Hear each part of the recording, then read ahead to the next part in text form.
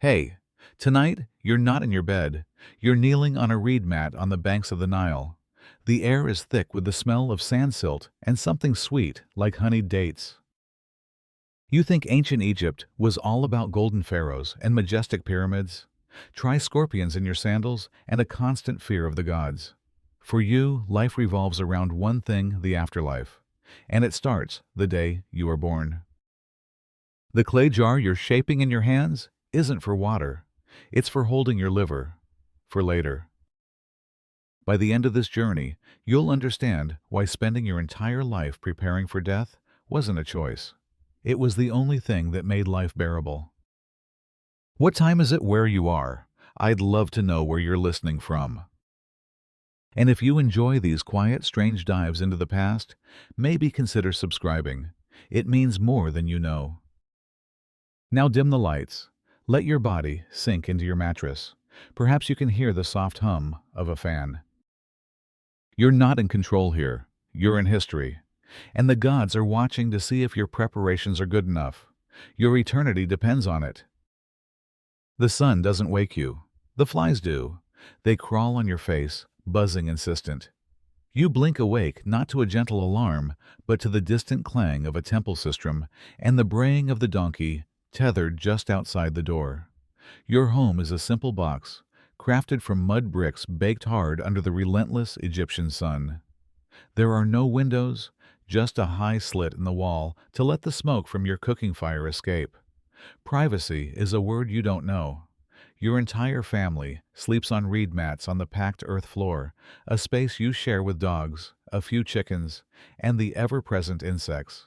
The air is thick with a symphony of smells, the sharp scent of animal dung, the dusty odor of drying mud walls, the sweat of the people sleeping beside you, and the lingering aroma of stale beer and onions from last night's meal.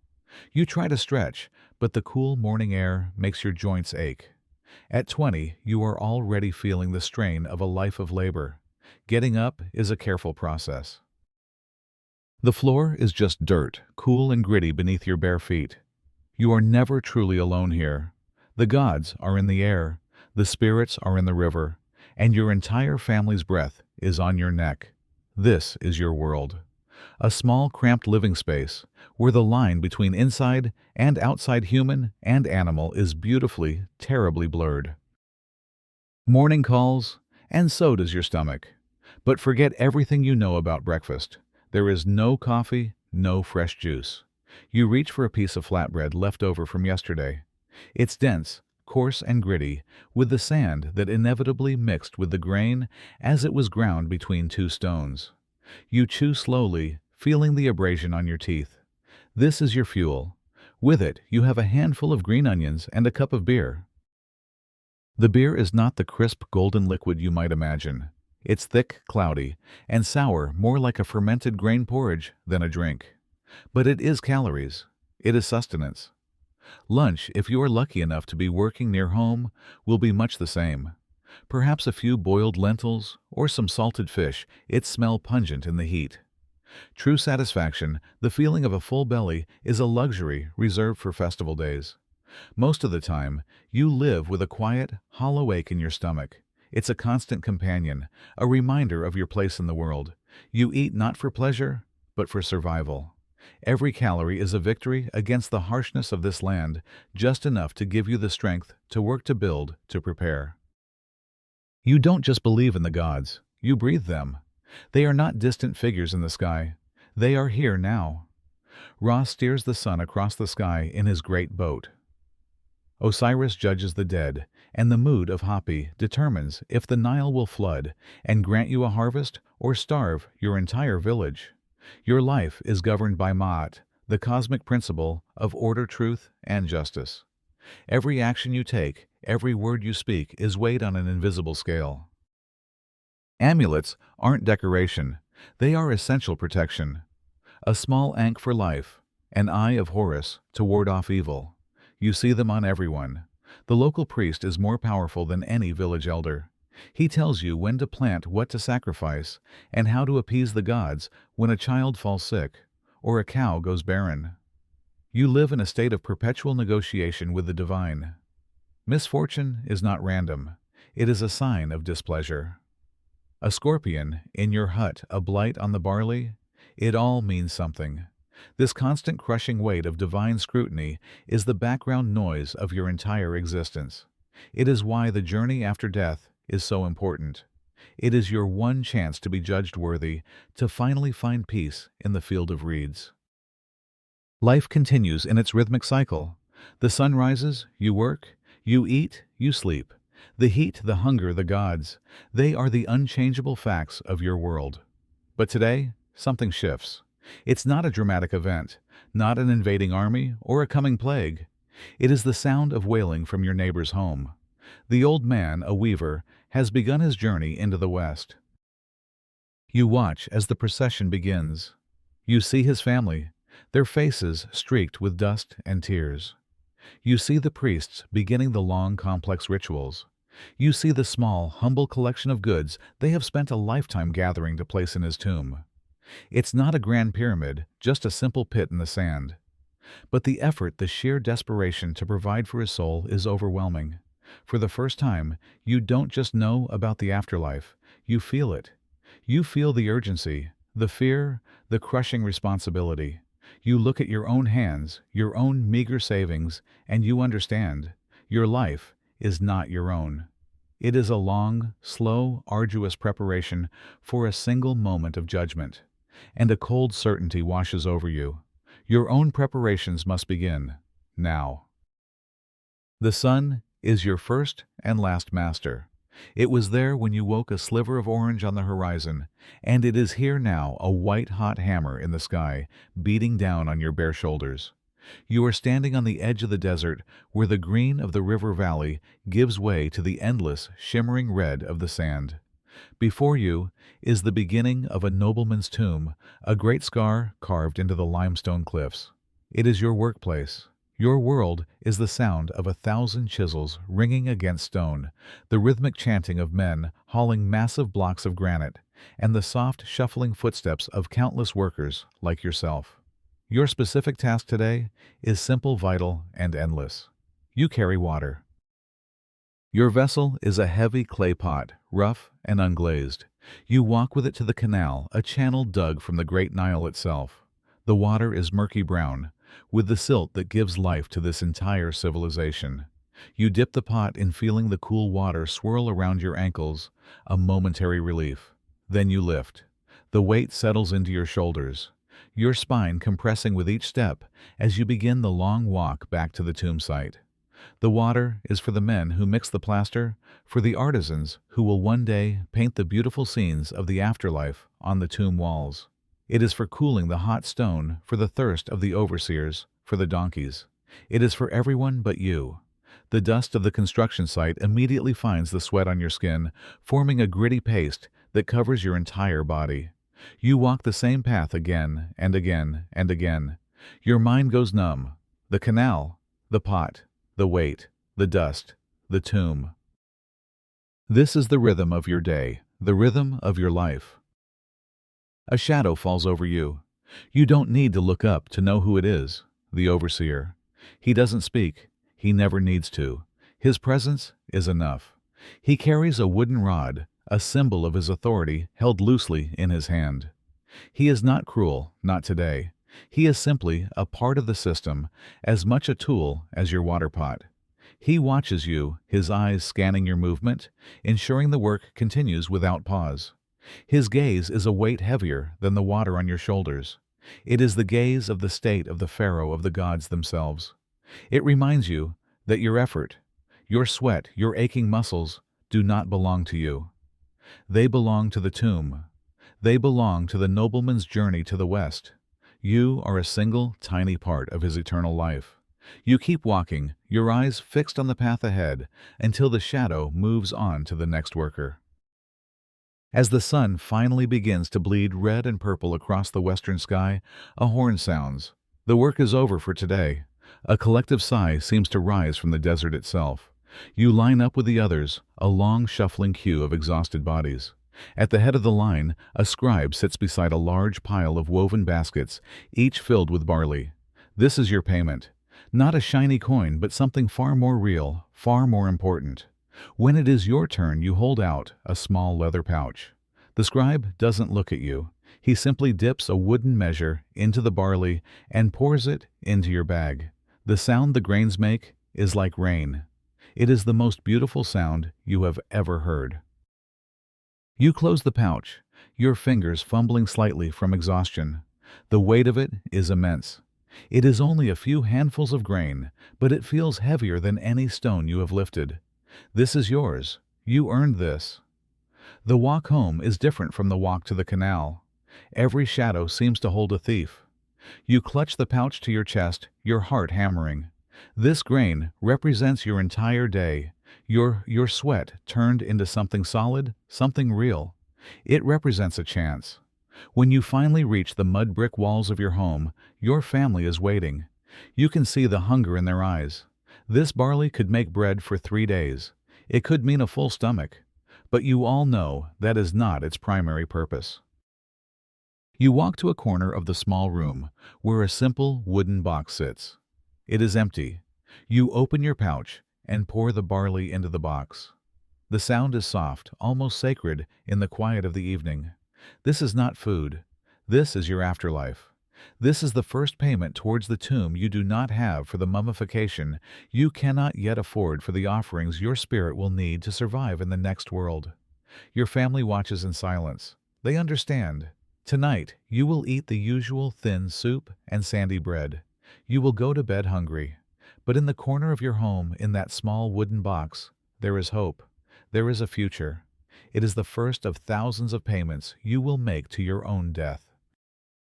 You have learned a terrible truth. It is a truth whispered by the priests and etched onto the tomb walls of the wealthy. In the afterlife, in the beautiful and perfect field of reeds, there is still work to be done. The gods may call upon your spirit, your Ba, to plow the fields, to water the canals, to labor for eternity, just as you do in this life. It is an unbearable thought, to endure a lifetime of toil only to face another endless lifetime of the same. But the priests and the wise ones have offered a solution, a loophole, a small piece of magic you can create yourself, a shabtiye, a servant for your soul, a tiny figure made in your image that will answer the call to work in your place. The idea takes root in your mind, an obsession that follows you from the moment you wake until you fall into a fitful sleep. You need one. You need a servant. But you cannot afford the beautifully carved and painted shabtis sold in the market, the ones made of faience and inscribed with perfect hieroglyphs. You must make your own. The first step is finding the material. You search for days. You walk along the edge of the Nile after the inundation, your eyes scanning the debris for the perfect piece of driftwood, something that won't crumble, something that has a hint of a human shape already within it. You find a piece, but it is riddled with worms. You find another, but it is too brittle. Your search becomes a private prayer. You look at the acacia trees, but their wood is sacred and hard. You finally settle on clay. You dig it yourself from a muddy bank of the river, the same mud used to make your home, your pots, your world. You wrap the wet heavy clay in a large leaf and carry it home as if it were a treasure. The crafting begins that night by the flickering light of a single oil lamp. Your hands, calloused and clumsy from hauling stones and water, are not the hands of an artist. You work the clay, kneading it, adding a little water, feeling it slowly become pliable. You try to form a human shape. A head, a torso, 2 legs fused together in the classic mummiform pose you have seen on coffins, 2 arms crossed over the chest. It is difficult. The head is lopsided, the body is too thick. You squash it and begin again and again. Doubt creeps into your mind. What if it's not good enough? What if the gods look upon this crude little figure and laugh? What if in the great beyond your name is called for work, and this little clay man does not answer? The fear is a cold knot in your stomach. This is not a craft project. This is a critical piece of your eternal survival plan. Your hands tremble slightly, but you do not stop. You work until the shape is simple but recognizable. It is a person. It is your servant. You leave it to dry for days in a warm, dark corner of your home, hidden from view. You protect it from the chickens, from your younger siblings, from accidental bumps.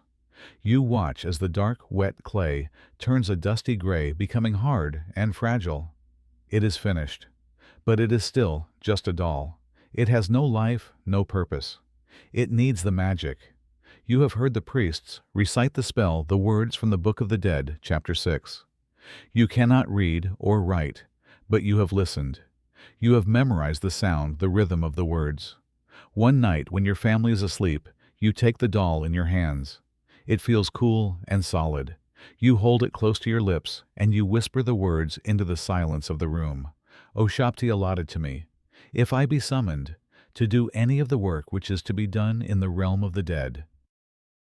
You shall detail yourself for me on every occasion of making the fields arable, of flooding the banks, or of conveying sand from the east to the west. Here I am, you shall say. You repeat the words, you know your voice a low hum. You don't know if you are saying them correctly. You don't know if anyone is listening. But you pour all of your hope, all of your fear of eternal labor into this little clay figure. You are trying to breathe a sliver of your own will into it. You are telling it what it must do, what it must be. It is a prayer, a command, and a plea all at once. When you are done, the room feels different. Or maybe it's just you. The doll in your hand seems heavier now, imbued with a purpose that transcends its humble material.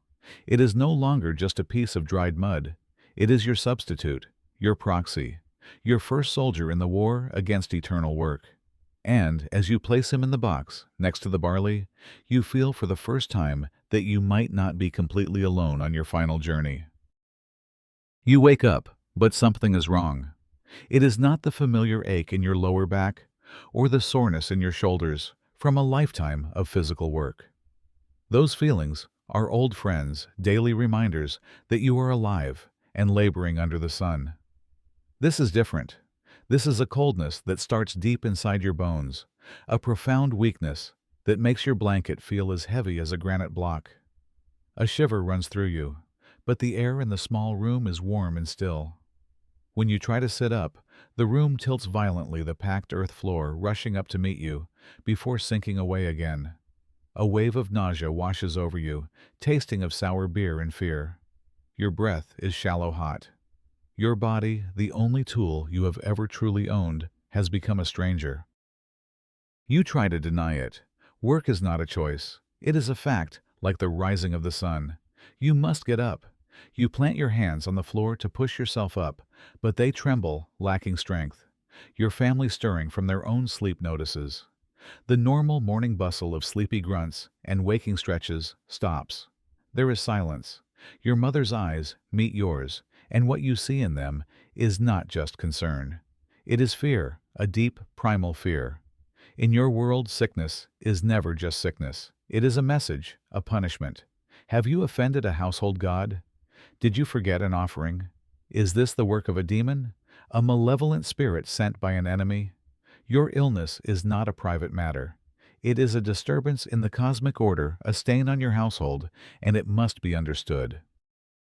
By midday, you are lying on your reed mat, the coldness now replaced by a raging fire beneath your skin. The healer arrives. He is a priest of Sekhmet, the lion-headed goddess of both plague and healing. He brings with him the smell of incense and old papyrus. He does not ask you how you feel. He begins by observing. He looks into your eyes, at your tongue, at the color of your skin. He murmurs incantations under his breath, words meant to ward off the invisible spirits that may be clinging to you. His questions are for your family. What have you eaten? Have you argued with a neighbor? Have you trespassed on sacred ground? He is not diagnosing a disease. He is investigating a crime against the gods. He believes the cause of your suffering is a worm, a wind of poison, or the hand of a ghost. Your body is merely the battlefield. Finally, he prepares the cure. He opens a worn leather pouch and produces a collection of dried herbs, crushed insects, and something dark that you cannot identify. He mixes it with stale beer from a jar, chanting as he stirs the foul-smelling concoction with his finger. Based on his diagnosis that a demon has entered your stomach through your mouth, the remedy is meant to be disgusting. It is designed to make your body so vile that the demon will flee in disgust. He holds the cup to your lips. Drink, he commands. The taste is indescribable. It is bitter gritty and tastes of the dirt floor and something metallic like blood. You choke it down every swallow, an act of will praying to Sekhmet, to Osiris, to anyone who might be listening, that this magical filth will work. As the priest leaves, promising to return with a protective amulet, the true terror begins to set in. It settles upon you as the fever climbs higher. It is not the pain, nor the weakness, nor even the approach of death itself. It is the chilling, panicked realization of your own unpreparedness. Your afterlife, the eternity you have spent every waking moment planning and saving for, is incomplete. The wooden box in the corner holds only a few measures of barley. There is only one crude, lonely shabdi to serve you. You have not yet commissioned your coffin. You have not saved enough to pay the embalmers for proper mummification, for the canopic jars to hold your sacred organs. Your name is not yet inscribed on a tomb. If you die now, you die incomplete. An improper burial means your ka, your life force, will have no home. Your ba, your soul, will have no body to return to. You will be lost, a wandering, hungry ghost in the underworld, unable to reach the field of reeds. The fever is no longer just consuming your body. It is burning down your eternity. For the first time, you are not afraid of dying. You are afraid of dying wrong. The sickness passed, but it left a void in its wake. The days you spent shivering on your mat were days without labor, which meant days without pay. The small store of barley in your afterlife box was used for food, a desperate choice between a future ghost and a present corpse. Now that box is empty. The hunger is different this time. It's not the familiar, manageable ache of a hard day's work. It is a sharp, acidic gnawing in your stomach. You hear the quiet whimpers of your youngest sibling in the night. You see the hollows in your mother's cheeks. This is a hunger that frays the edges of your soul, that makes the world seem distant and unreal. It is a hunger that pushes you toward choices you would never have made before. You find yourself in the market, though you have nothing to trade. It is an act of self-torture. The air is a chaotic tapestry of smells. The pungent aroma of dried fish, the cloying sweetness of honey cakes, the earthy scent of lentils and onions piled high in baskets. But one smell cuts through all the others, the smell of fresh bread. It comes from a stall where a large, sweating baker is pulling flat, round loaves from a clay oven. The scent is warm, yeasty, and full of life. It is the smell of satisfaction, of security, of everything you do not have. You watch as a wealthy woman, an attendant to a nobleman's wife, buys 10 loaves without even asking the price. She drops them into a clean linen bag, and for a moment you hate her with a purity that frightens you. You stand there, rooted to the spot, your stomach cramping with a painful mix of desire and despair. Then it happens. The baker turns his back to shout at a boy fetching water. A pile of fresh loaves sits on the edge of his stall, so close you can feel their warmth. Your mind goes silent. The sounds of the market fade away. There is no thought of Mayat, no fear of the gods, no plan. There is only the bread and the gnawing void inside you. Your hand darts out. It is not your hand. It belongs to the hunger. Your fingers close around the rough, warm crust of a single loaf. It is heavy, real. For a fraction of a second, you feel a surge of pure triumph. Then the world comes crashing back in. Thief. The baker's roar is like a physical blow. A heavy hand clamps down on your shoulder, fingers digging into your bone. The baker spins you around, his face purple with rage. He holds up your hand, the one still clutching the bread for all to see. The loaf tumbles from your nerveless fingers and lands in the thick dust of the market street. Silence falls over the immediate area. Everyone is staring. Your neighbors, the merchants you have known your whole life. Their faces are a mixture of pity, disgust, and grim satisfaction. This is the entertainment of the day. You are not taken to a formal court. Justice here is swifter, more personal. You are dragged before the Kenbet, the local council of village elders who sit in the shade of a sycamore tree. The baker stands before them telling his story with righteous anger. He points at you. He points at the dusty loaf of bread which has been brought as evidence. Now, it is your turn. The head elder, a man whose face is a roadmap of wrinkles, asks you to speak. You could deny it, but they ask you to swear an oath in the name of the Pharaoh and the great god Amun-Ra. To swear a false oath is to condemn your soul to immediate destruction upon death. The words freeze in your throat. You cannot speak. Your silence is your confession. The judgment is swift. You have stolen. You have disturbed the order of things. Ma'at has been fractured, and it must be repaired through your own flesh. The punishment is as public as the crime. You are forced to the ground in the center of the square, your arms held tight. Another man pulls your feet up, exposing the soles. The sentence is 20 strokes of the bastonado. You hear the whistle of the thick wooden cane before you feel it. The first blow is a white-hot shock of pain that travels up your entire body.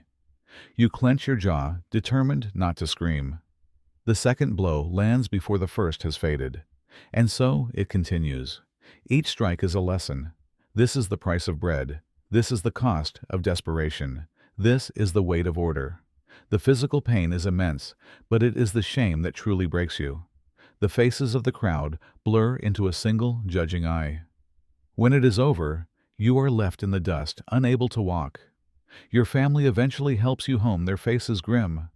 The pain in your feet will heal, but the memory of the crowd, the shame of the act, the public stain on your name, that will last forever.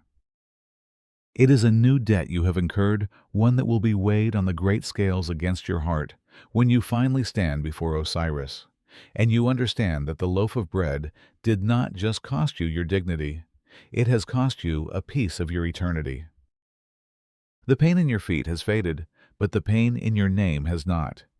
You feel the eyes of your neighbors on you, the memory of their judgment hanging in the air. The stain of your crime feels like a physical weight, a debt recorded on a spiritual ledger you cannot see. This feeling creates a new kind of hunger inside you, a desperate need to prove your worth, not to the village, but to the gods. Your small box of provisions seems laughably inadequate. You need something more. You need a place, a permanent home for your Ka and Ba. You need a house for eternity. The decision settles in your mind. With the weight of a stone block, you will dig your own tomb. On your next day of rest, you cross the great river. The journey from the east bank, the land of the living, to the west bank, the land of the dead, is more than a physical passage. The air changes. The noise of the city, the shouting of vendors, and the braying of donkeys fades away, replaced by a profound humming silence. This is the Theban necropolis, a vast, bleached landscape of rock and sand under a pitiless sky. In the distance, you can see the grand temples and the entrances to the hidden tombs of pharaohs and queens. But your destination is far more humble. You are in the foothills, an area pockmarked with the simple pit graves and rough-hewn tombs of ordinary people. You walk for hours searching for an unclaimed piece of the cliff face, a spot that feels right, a place the gods have not yet assigned. You finally find it, a small flat face of limestone ignored by others, overlooking the green valley below. This will be your home. You have traded a month's worth of extra labor for the tools. They are pathetic compared to the great bronze saws and drills of the royal craftsmen. You have a single, soft copper chisel and a heavy mallet made from a dense piece of acacia wood. You stand before the rock face, the tools feeling clumsy and foreign in your hands. You place the tip of the chisel against the stone. You lift the mallet, your arm trembling from the effort and the sheer gravity of the moment. You strike. The sound is shockingly small, a dull thud and a sharp clink. A puff of white dust, a tiny scar on the rock no bigger than your thumbnail. That's it. You have begun. The silence that follows seems to mock your effort. You look around at the vast cliffs, at the tombs of nobles that were carved by hundreds of men over decades. Your task feels impossible, but you strike the rock again and again. This becomes your new rhythm. Your life is now split in two. There is the life of labor for others hauling water and mud bricks for a wage of barley. And then there is the secret sacred life of labor for yourself here on the West Bank. In the precious hours after your work is done, or on your one day of rest in 10, you cross the river. The labor is agonizingly slow. You chip and the dust gets in your eyes, your throat, your soul. Your hands, already calloused, develop new weeping blisters that break and bleed and harden again. The copper of the chisel is soft, and you spend almost as much time sharpening its blunted edge on a sandstone block as you do digging. Each fragment of limestone that flakes away feels like a victory. After hours of work, you have a small pile of sharp-edged rubble at your feet. Now comes the second task, clearing it. You kneel, gathering the fragments with your bare hands and placing them into a reed basket. Each rock is sharp, cutting your fingers. You fill the basket, hoist it onto your shoulder, and carry it away from the entrance, dumping it down the hillside, where it joins the debris of 1,000 other hopeful souls. You return to the hole, and it seems no bigger than when you left. The despair is a physical presence whispering to you in the silence. It tells you to give up, that this is a fool's errand. But the memory of the baker's face, of the crowd's eyes, pushes you forward. Weeks turn into months. A small indentation becomes a shallow cave barely big enough to shelter you from the sun. Then one day you break through a softer layer of rock. The work gets marginally easier. The hole deepens. And finally, a day comes when you can turn sideways and squeeze your entire body into the opening. You lie down on your side in the cramped, dark space. The air is cool and smells of stone dust and the deep earth. It is utterly silent. This is the first room you have ever had to yourself. It is a room for one, a room for eternity. You are inside your own tomb. It is small, it is crude, it is pathetic, but it is yours. You have carved it from the world with your own sweat and blood. It is the first day you have ever felt that your eternity might actually be safe, because you are building its walls yourself. You have a house for your body, but now you realize, with a dawning sense of dread, that you have no door for your soul. Your rough-hewn chamber is a prison, a stone box. How will your ka, your essential life force, travel back from the underworld to partake in the food offerings your descendants will leave? How will your ba, your personality, your soul bird, fly in and out, connecting your mummified body with the world of the living? A simple opening. A physical doorway is an invitation to tomb robbers who would steal your meager provisions and desecrate your body, damning you for eternity. You need something else. You need a special kind of entrance, one that only a spirit can use. You begin to notice them properly for the first time. On the great mastaba tombs of the nobles, you see them carved into the outer walls, elaborate beautiful doorways, complete with intricate frames and detailed inscriptions. But they are a lie. They lead nowhere. They are carved into solid stone. You watch as a family comes to make offerings at such a tomb. They do not try to open the door. They place their gifts of bread, beer, and meat on an offering slab placed before it. They kneel and speak the name of the deceased, directing their prayers at the stone carving. And you understand, the door isn't for the body. It is a magical portal, a permanent, indestructible gateway for the spirit alone. It is a false door. You will never afford a master craftsman to carve one from a single piece of fine Tura limestone. But the principle, the magic, is what matters. You can build one yourself. You spend a day fetching a load of gypsum from a quarry, a soft white mineral. You burn it, then grind it into a fine powder, just as you have seen plasterers do.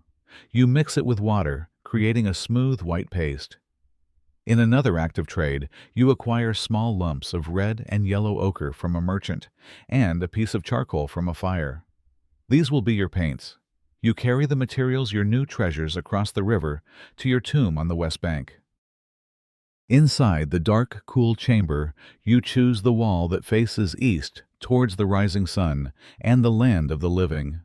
This will be the location of your portal. You begin applying the wet plaster to the rough stone wall. Your hands are not skilled, but you work with a reverence you have never felt before. You smooth the plaster again and again, trying to create a perfectly flat, rectangular surface. You build up the edges to form a frame, and in the center, you create a tall, thin, recessed niche. This is the doorway itself. Above it, you shape a semicircular drum, just like the ones on the real wooden doors of the houses of the wealthy. The work is slow and meticulous. You are not just a laborer now. You are a spiritual architect, building a bridge between two worlds. You let the plaster dry for a week until it is bone white and hard. Now comes the part you cannot do, the part that holds all the power. You must hire magic. You take the barley you have saved, a small fortune representing months of denial, and you find a scribe. He is an old man with ink-stained fingers and eyes that seem to see the world as a series of symbols. He agrees for a price that makes your stomach clench. He follows you to the tomb, his bag of reed brushes and pigment pots rattling gently. Inside, in the dim light of your oil lamp, he sets to work. You watch, breathless. To you, writing is a profound mystery, the language of the gods. The scribe does not hesitate. His brush, made from a carefully chewed reed, moves with an unnatural confidence. He dips it in the black paint you made from charcoal and begins to draw the sacred shapes. You see the owl, the leg, the wavy line for water, the symbol for a mouth. He is writing your name. He asks your title, and you tell him worker. He writes that too. Then comes the most important part. Down the sides of the doorframe, he paints the offering formula, the great menu for eternity. 1,000 loaves of bread, 1,000 jugs of beer, 1,000 oxen, 1,000 birds, 1,000 bolts of linen, 1,000 jars of alabaster. You have never seen 1,000 of anything, but the scribe explains that to write the words is to make them magically so. The gods and your spirit will read them, and you will never go hungry in the afterlife. He adds an image of you seated before a table piled high with these offerings. When he is finished, the silence in the tomb feels different. It is charged with power. The scribe packs his tools and leaves without a word. You are left alone with your door. It is the most real door you have ever seen, because it is not meant to be opened by your hand, but by your spirit. The work on your tomb has given you a sense of security, but a conversation with a temple priest shatters it completely. You learn that the body, your physical shell, is a vessel filled with sacred yet dangerous things. Your insides, the parts that digest your food and draw your breath, are the engine of your life, but they are also wet and prone to decay. Left inside your mummified form, they would cause it to rot from within, destroying your house of eternity. They must be removed, but they cannot be thrown away, for they are essential pieces of you. They must be preserved, purified, and protected separately, ready to be magically reunited with you in the field of reeds. You are not a single being, but a collection of sacred parts. The priest explains the divine order of things. The great god Horus has 4 sons who will be your eternal guardians. You must create 4 special containers, known as canopic jars, and entrust 1 organ to each son's protection. The human-headed Imsidy will guard your liver. The baboon-headed Hapi will watch over your lungs. The jackal-headed Duamutuf will protect your stomach.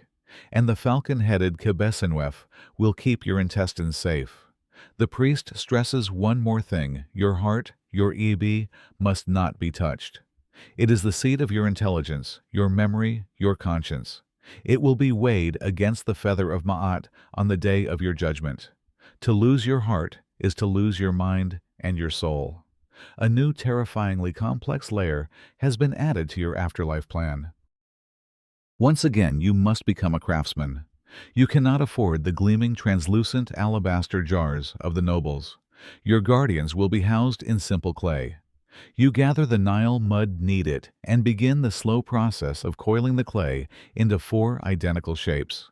They must be wide enough to hold the organs with a flat, stable base. You work for days, your hands covered in the cool, wet mud. The repetitive motion is almost meditative, but your mind is racing. You are not making simple pots. You are building the eternal homes for the most vital parts of your living body. As you smooth the walls of one jar, you can almost feel the presence of your own lungs drawing breath inside your chest. As you shape the belly of another, you are acutely aware of the food digesting in your stomach. The connection is intimate and deeply unsettling. When the four jar bodies are complete and left to dry, you face the true test: the lids. Each one must be a recognizable portrait of its divine protector. This is not like shaping a simple mummiform shabti. This requires artistry you do not possess. You start with Imsadi, the human-headed one. You try to shape a face, a nose, a mouth, two eyes. The result is a lumpy, distorted mask that looks more like a monster from a nightmare. You crush it in your fist, your heart pounding with frustration, and begin again. Next you attempt Hapi the baboon. How do you form that distinctive, dog-like snout? How do you capture the wise, ancient gaze of a sacred animal? Your fingers used to the blunt trauma of hauling stone fumble with the delicate details. You move on to the sharp, slender nose of Duamutef the jackal and the noble, curved beak of Kebesenuef, the falcon. Each attempt is a battle against your own incompetence. The fear of failure is immense. This is not about art. It is about magical function. The gods must be able to recognize their own likeness. If you create an ugly, unrecognizable falcon head for the jar, meant for the intestines, will Kebesenuef accept it, or will he reject the vessel, leaving your intestines to rot unprotected for all time? What if you accidentally put the baboon lid on the jar intended for the liver? Will your lungs and liver both be damned by your mistake? The anxiety is a physical weight. You work late into the night by the dim glow of an oil lamp, whispering the names of the gods, pleading with them to guide your clumsy hands to accept your humble efforts. Finally, after dozens of failures, you have four lids. They are crude. The jackal looks a bit like a dog. The falcon's beak is crooked. The baboon is lopsided. But they are distinct. They are recognizable. You carefully fire the jars and the lids in a makeshift kiln, praying the heat does not crack them. They survive. They are no longer wet clay, but hard, permanent earthenware. The next time you visit your tomb, you carry them with you. You line them up against the far wall opposite the false door. They stand there, a silent waiting committee. Four empty jars, waiting for a gruesome ceremony. Four divine guardians, waiting for the organs you are still using to live. They are the most intimate things you own, for they are the future homes for the parts of you that are currently giving you life. A new fear has come to your village, a fear more immediate than the wrath of the gods, because it wears the face of the pharaoh. It starts as a whisper on the hot wind, a rumor passed from a riverboat captain to a potter, from a beer cellar to a farmer. The divine king, the lord of the two lands, is embarking on a great work. Some say it is a new pylon for the temple at Karnak. Others say it is a war against the wretched Nubians to the south. The details do not matter. The result is the same. The pharaoh needs men. He needs bodies to haul stone, to pull oars, to stand in the front line with a spear and a shield. A levy the corvée is coming. A cold dread, heavy and suffocating, settles over your community. The rumor solidifies into terrifying reality on a hot, windless afternoon. A royal scribe arrives, flanked by two towering Medjay guards with bronze-tipped spears. The scribe is not an imposing man himself, but he carries the full authority of the state on his narrow shoulders. He unrolls a papyrus scroll, its edges sealed with the pharaoh's mark, and the village falls into a listening silence. He does not ask for volunteers. His voice is flat, emotionless. He reads the decree, stating that 1 in every 10 able-bodied men from this district will be conscripted for the service of the king. He will begin taking names and inspecting the men on the morrow. He rolls up his scroll, and the world seems to shrink. The fate of your village now rests in the hands of this one man and his list. Your blood runs cold. You look down at your own hands, strong from labor. You feel the muscles in your back and shoulders hardened by years of work. You are a perfect candidate, healthy, young, and unattached. To the scribe, you are a resource, a tool. But to you, the levee is a threat more profound than any other. Your afterlife, your entire life's secret and sacred project, hangs in the balance. If you are taken, your work on the tomb stops.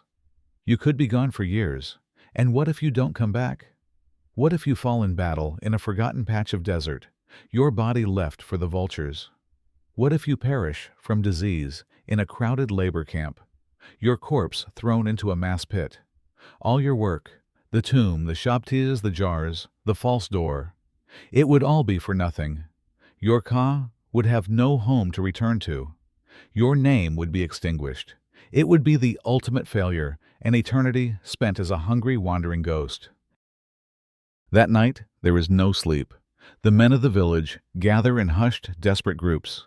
The old men, their eyes full of a grim wisdom, speak of the past levees. They tell stories, not as warnings, but as strategic manuals. They speak of a cousin who a generation ago blinded himself in his right eye with a hot needle so he could not aim a spear. They talk of a man who had his brother break his arm with a mallet the day before the scribe arrived. These are not tales of cowardice. They are tales of a different kind of bravery, a willingness to sacrifice the body in this life to protect the soul in the next. You are faced with a terrible sacred choice. Do you serve the God on the throne or the eternal God within yourself? You cannot bring yourself to self-mutilation. The act is too final, so you choose a path of deception, a performance that is just as risky. If you are caught, the punishment is a beating twice as severe as the one you received for stealing bread, followed by immediate conscription. You decide to feign a debilitating back injury, the kind that makes a man useless for hauling stone. For the next 24 hours, you live the lie. You force your body into a contorted, twisted posture. You practice a pained, shuffling walk, dragging one leg behind you. You bite your lip to keep from crying out as real spasms of pain begin to shoot up your spine from the unnatural movement. You do not wash. You rub dust in your hair and scratch at your skin to create a picture of pathetic infirmity. You are not just acting, you are trying to become a broken man. The moment of judgment arrives. You shuffle forward in the line, your head down your breath, coming in shallow, pained gasps. The scribe looks up from his papyrus, his gaze sharp and intelligent. He has seen thousands of men. He has seen every trick. Walk. He commands, his voice devoid of pity. You turn and shuffle a few paces, putting all your will into the performance, focusing on the memory of old men you have seen crippled by a lifetime of labor. You let out a small, involuntary groan. The scribe watches you, his expression unreadable. The silence stretches. He could order the guards to test your injury with the butt of a spear. He could simply declare you a liar and have you dragged away. He looks down at his list, then back at you. He dips his reed pen in his inkpot, and with a flick of his wrist he makes a mark next to a name. He looks past you. Next, he says, "You have been passed over. You are saved." A wave of relief so profound it almost makes you collapse washes over you. But you maintain your painful posture until you are out of his sight. You do not feel triumph, only the cold, hard certainty that you have made the right choice. Because in the grand balance of your life, the Pharaoh's war is temporary, but the safety of your soul is forever. The stillness in your small home is different this morning. It is not the quiet of sleep, but the heavy, hollow silence of absence. Your grandmother, a woman whose stories were as old as the river, has made her journey to the west during the night. The grief is a sharp pain in your chest, but it is instantly joined by a new, immense pressure. Her Ba and Ka have left her body, and you, her family, are now the custodians of her flesh and her eternity. The 70-day clock has begun. Every resource your family has is gathered. The barley saved for food, the few pieces of worn linen, a small copper ring your father wore. It is all placed in a pile. It is your family's combined wealth, and it is not enough. You and your father are chosen to speak with the embalmers, the Hemuka, the servants of the god Anubis. You find them in their workshop, the Wabet on the edge of the village, where the fertile black land meets the sterile red desert. The air here smells of incense, dried herbs, and something else, a faint underlying scent of decay hastily masked by perfume. The head embalmer, a gaunt priest with blackened fingernails, lays out the options, as if discussing the price of livestock. For the highest price, a price reserved for nobles, they will perform the finest work. A clean incision in the abdomen, the removal and preservation of the organs in canopic jars, the rinsing of the cavity with palm wine, and a filling of aromatic spices before the 70-day drying in natron. He then describes a cheaper method where no incision is made, but cedar oil is injected into the abdomen to liquefy the insides, which are then drained out. Finally, he mentions the simplest method for the poor. The body is merely rinsed and packed in natron for the 70 days. Your father looks at your family's meager pile of goods. You do not have enough for the finest work. A painful negotiation begins. You bargain for the life of your grandmother's soul, finally agreeing on the second method with the addition of one small pot of incense for the body cavity. A part of you feels a deep sense of shame that you could not afford the best for her. The next day, you carry her body wrapped in a reed mat to the wabet. The priests take her from you at the entrance. You are not allowed inside this sacred space, this house of transformation. But the tent flap is left open for a moment, and you see things you will never forget. You see a long bronze hook, its tip cruelly curved, lying next to a bowl. You know what it is for. It is for going through the nostril for scrambling the brain and pulling it out in pieces. You see a man sharpening a blade of black obsidian, a stone that is sharper than any metal, and is used to make the single clean cut in the abdomen. You see bags and bags of natron, the divine salt, piled like white sand. It is a place of sacred horror, a butcher shop for the soul, and you turn away, your stomach churning. Then comes the waiting. 70 days. It is the length of time that the star Sirius is absent from the sky, and it is the length of time the dead must be purified. The world feels unbalanced. Your grandmother is not truly alive, but she is not yet properly dead. She is in between being unmade by the divine salt. During this time, your family life is consumed by the preparations for her rebirth. Your mother and sisters spend every evening weaving linen into long strips for bandages. You trade your own labor for a few protective amulets from a market vendor, a small stone scarab beetle for rebirth, a blue faience, jed pillar for stability. Your own afterlife box is emptied to contribute. Your eternity is put on hold for hers. On the 71st day, the embalmers summon you. They bring out her body. It is unrecognizable. It is a shrunken, leathery, blackened thing, impossibly light like a dried locust.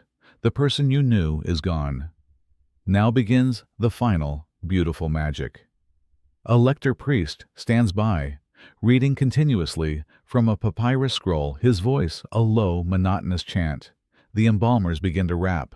They start with the fingers and toes, wrapping each one individually, then the limbs, then the torso, then the head.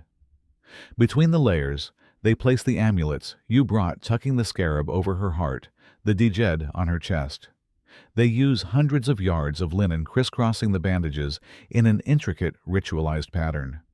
They pour warm resin over the wrappings, which hardens into a dark, protective shell. Finally, a funerary mask, crudely painted with her likeness, is placed over the head. She is no longer a body. She is a sa, a divine statue, a perfect and eternal vessel for her spirit. You look at this tightly wrapped object, and the grief you felt on the first day returns, but it is mixed with a profound sense of awe and a deep, personal fear. And you know with a certainty that chills you to the bone that one day this will be you, and your only hope is that your children will have saved enough. The sun rises on the day of the funeral, but it brings no warmth. The 70 days of preparation are over. Your grandmother, now a divine sa encased in her coffin, is brought out of your home for the last time. The coffin is simple wood pegged together, a far cry from the gilded sarcophagi of the rich, but it has been painted with watching eyes so that she may see her way. It is placed on a wooden sledge to be pulled by 2 slow-moving oxen. The final journey to her house for eternity on the West Bank is about to begin. Your family walks behind the sledge, our faces stoic, our grief held deep inside. But your quiet sorrow is not enough for the gods. For them, a performance is required. Two women you have never seen before join the procession. They are the Jere, the professional mourners, the kites. Their hair is caked with dust. Their simple linen dresses are torn. As the procession begins to move, they come alive. They throw their hands up to the sky, letting out a high-pitched, ululating wail that cuts through the morning air. They beat their bare chest with their fists, the rhythmic thudding like a grim drumbeat.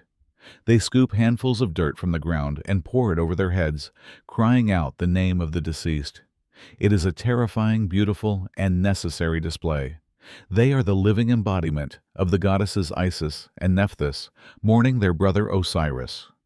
Their wails are a magical alarm clock, meant to awaken the pity of the gods and ensure they pay attention to the soul that is about to enter their realm. The procession reaches the bank of the Nile. The coffin is carefully loaded onto a funerary barge. Your family and the priests get on board, while the oxen and the sledge are left behind. As the boat is pushed out into the current, a hush falls. The only sound is the rhythmic dip of the oars and the continued softer wailing of the two kites. This is the great crossing, the symbolic journey that every soul must make. You glide past the bustling East Bank, the land of the living, with its markets and workshops, and move toward the silent, sun-baked cliffs of the West Bank, the land of the dead. The water is a sacred barrier between two states of being, and for these few moments on the river, you feel as if you are suspended between worlds.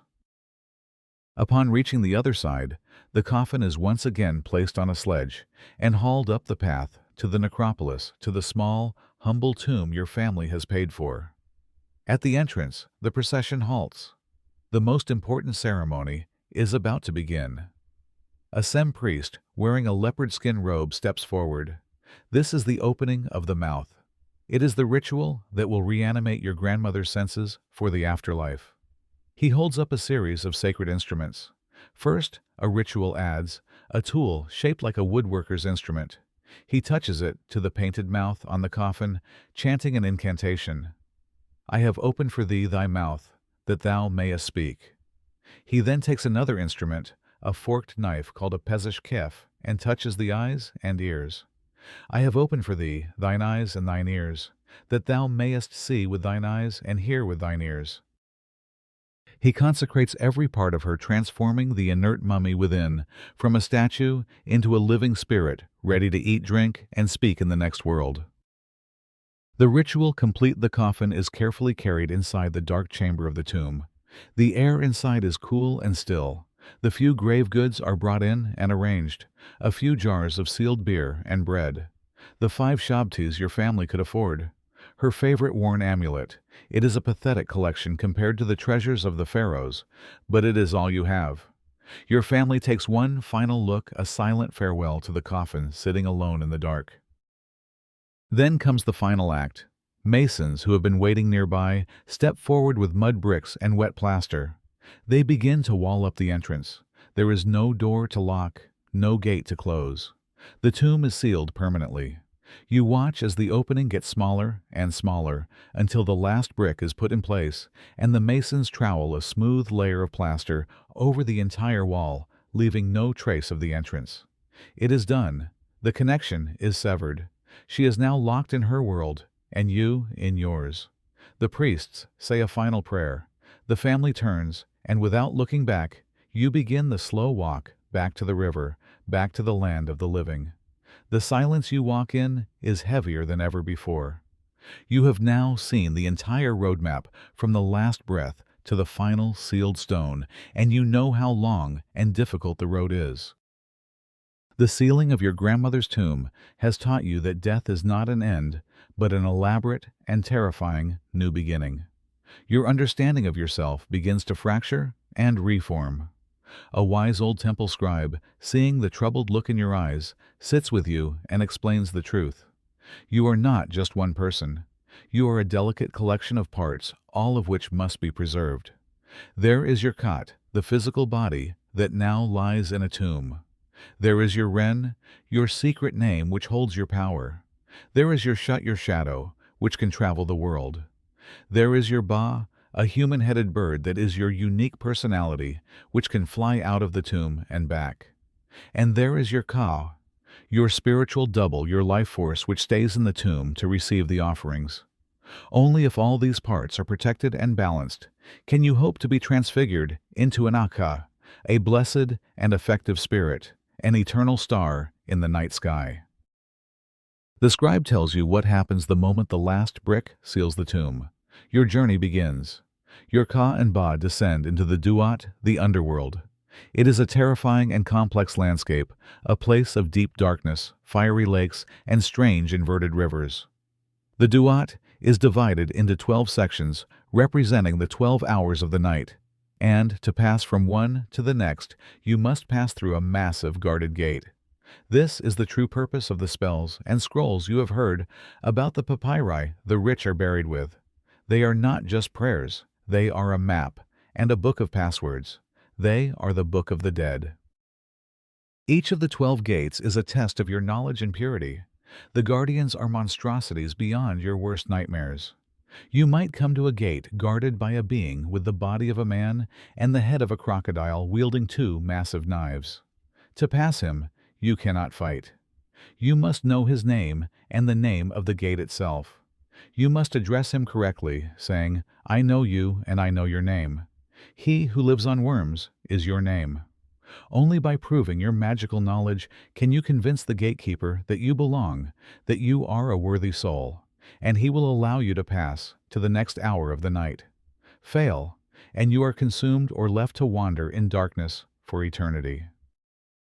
As your soul travels through this perilous landscape, you are not entirely alone. You are a passenger on the great Masektet Barke, the sunboat of the god Ra. Every night, Ra himself must make this same journey through the Duat in order to be reborn in the morning, bringing light back to the world. Your journey is tied to his. His enemies are your enemies. The greatest of these is Apep, the cosmic serpent of chaos, an endless coil of rage whose only desire is to devour the sunboat and end all creation. You will witness the other gods on the boat fighting this beast, hacking at it with knives, repelling it with magic. You and all the other dead making the journey must add your prayers and your spirit to this fight. Your personal salvation is tied to the salvation of the entire universe. If you survive the 12 hours, if you help defeat Apep, if you know all the secret names and recite all the correct spells, you do not automatically arrive in paradise. You arrive at the final test, the Hall of Two Truths.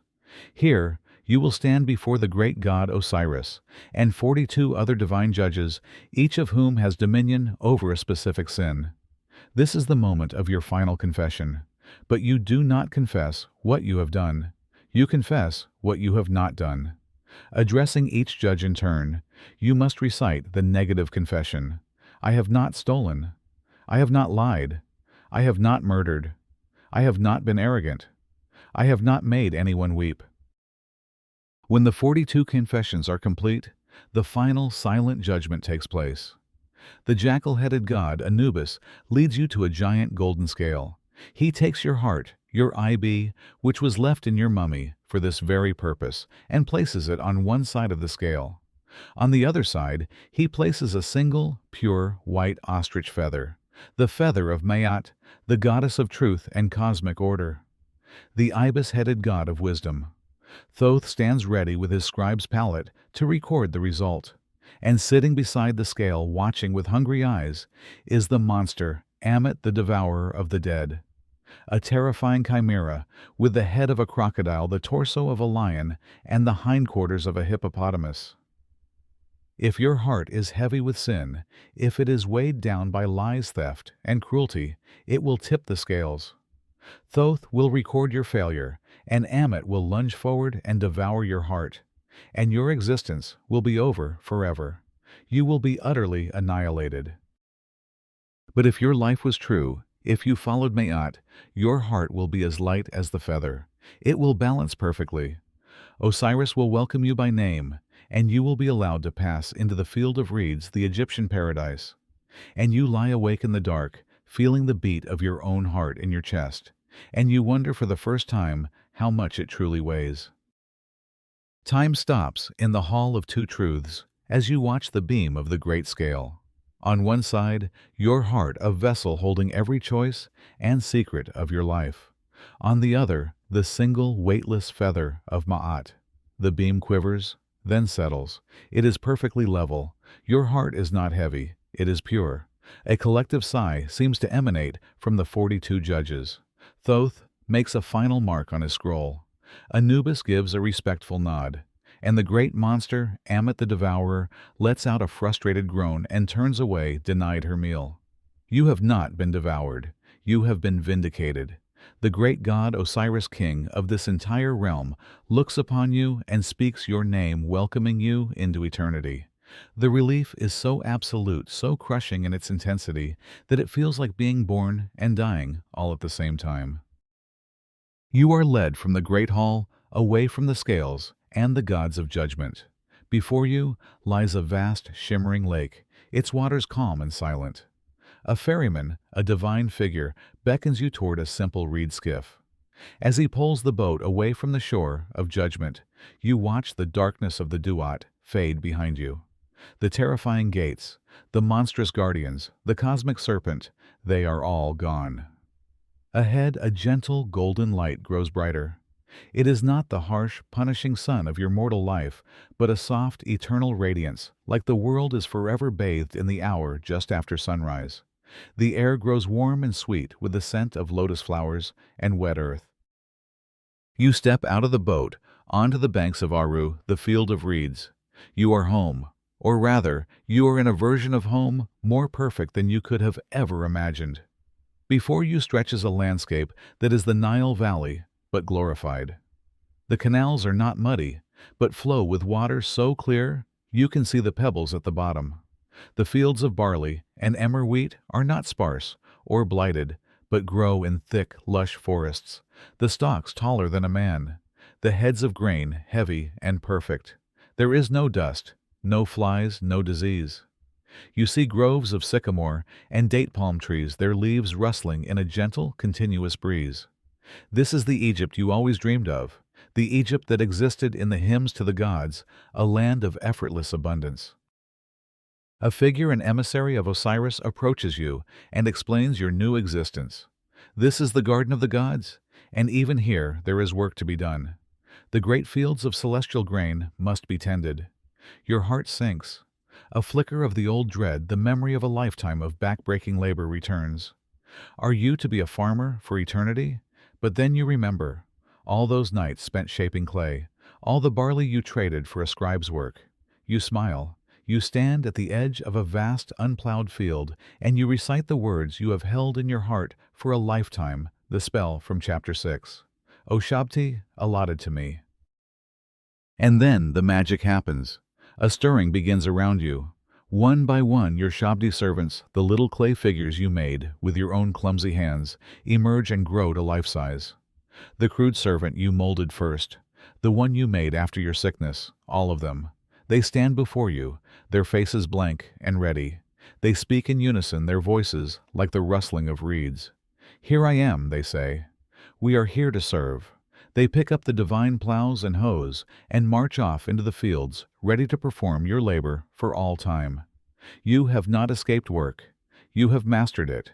This is the triumph of your preparation. You are now free, and you are not alone. In the distance, you see figures walking towards you. As they get closer, your breath catches. It is your grandmother, no longer a shrunken mummy, but vibrant and whole. Beside her are your grandfather and other ancestors you have only known from stories. They are all here, all who pass the judgment. The reunion is not one of tears, but of quiet, profound joy. You spend your days with them. You feast at great tables piled high with all the bread, beer, and roasted meat you could ever desire, food that fills you but never makes you sick. You play endless games of senet, the pieces gliding across the board. You sail on the crystal canals in a small reed boat with no destination in mind. It is a life of simple, perfected pleasures. It is the life you always had, but with all the pain, fear, hunger, and toil edited out. This is the reason for every drop of sweat, every moment of fear, every handful of grain you save to arrive here in your second life and find that it is simply your first life finally made perfect. The world seems to have tilted ever so slightly since your grandmother's funeral. The intense focus on the afterlife, the underworld, and the final judgment has left you quiet and pensive. You work, you eat, you sleep, but a part of your mind is always elsewhere, weighing your own heart on an invisible scale. And then, small things start to go wrong. The handle of your best adz one you inherited from your father splits perfectly in two as you work. A pot of dough set to rise in the sun inexplicably sours and becomes inedible. You wake in the night from vivid nightmares of being lost in endless, suffocating darkness. You become more withdrawn, the small talk of the village seeming pointless compared to the eternal matters that now consume you.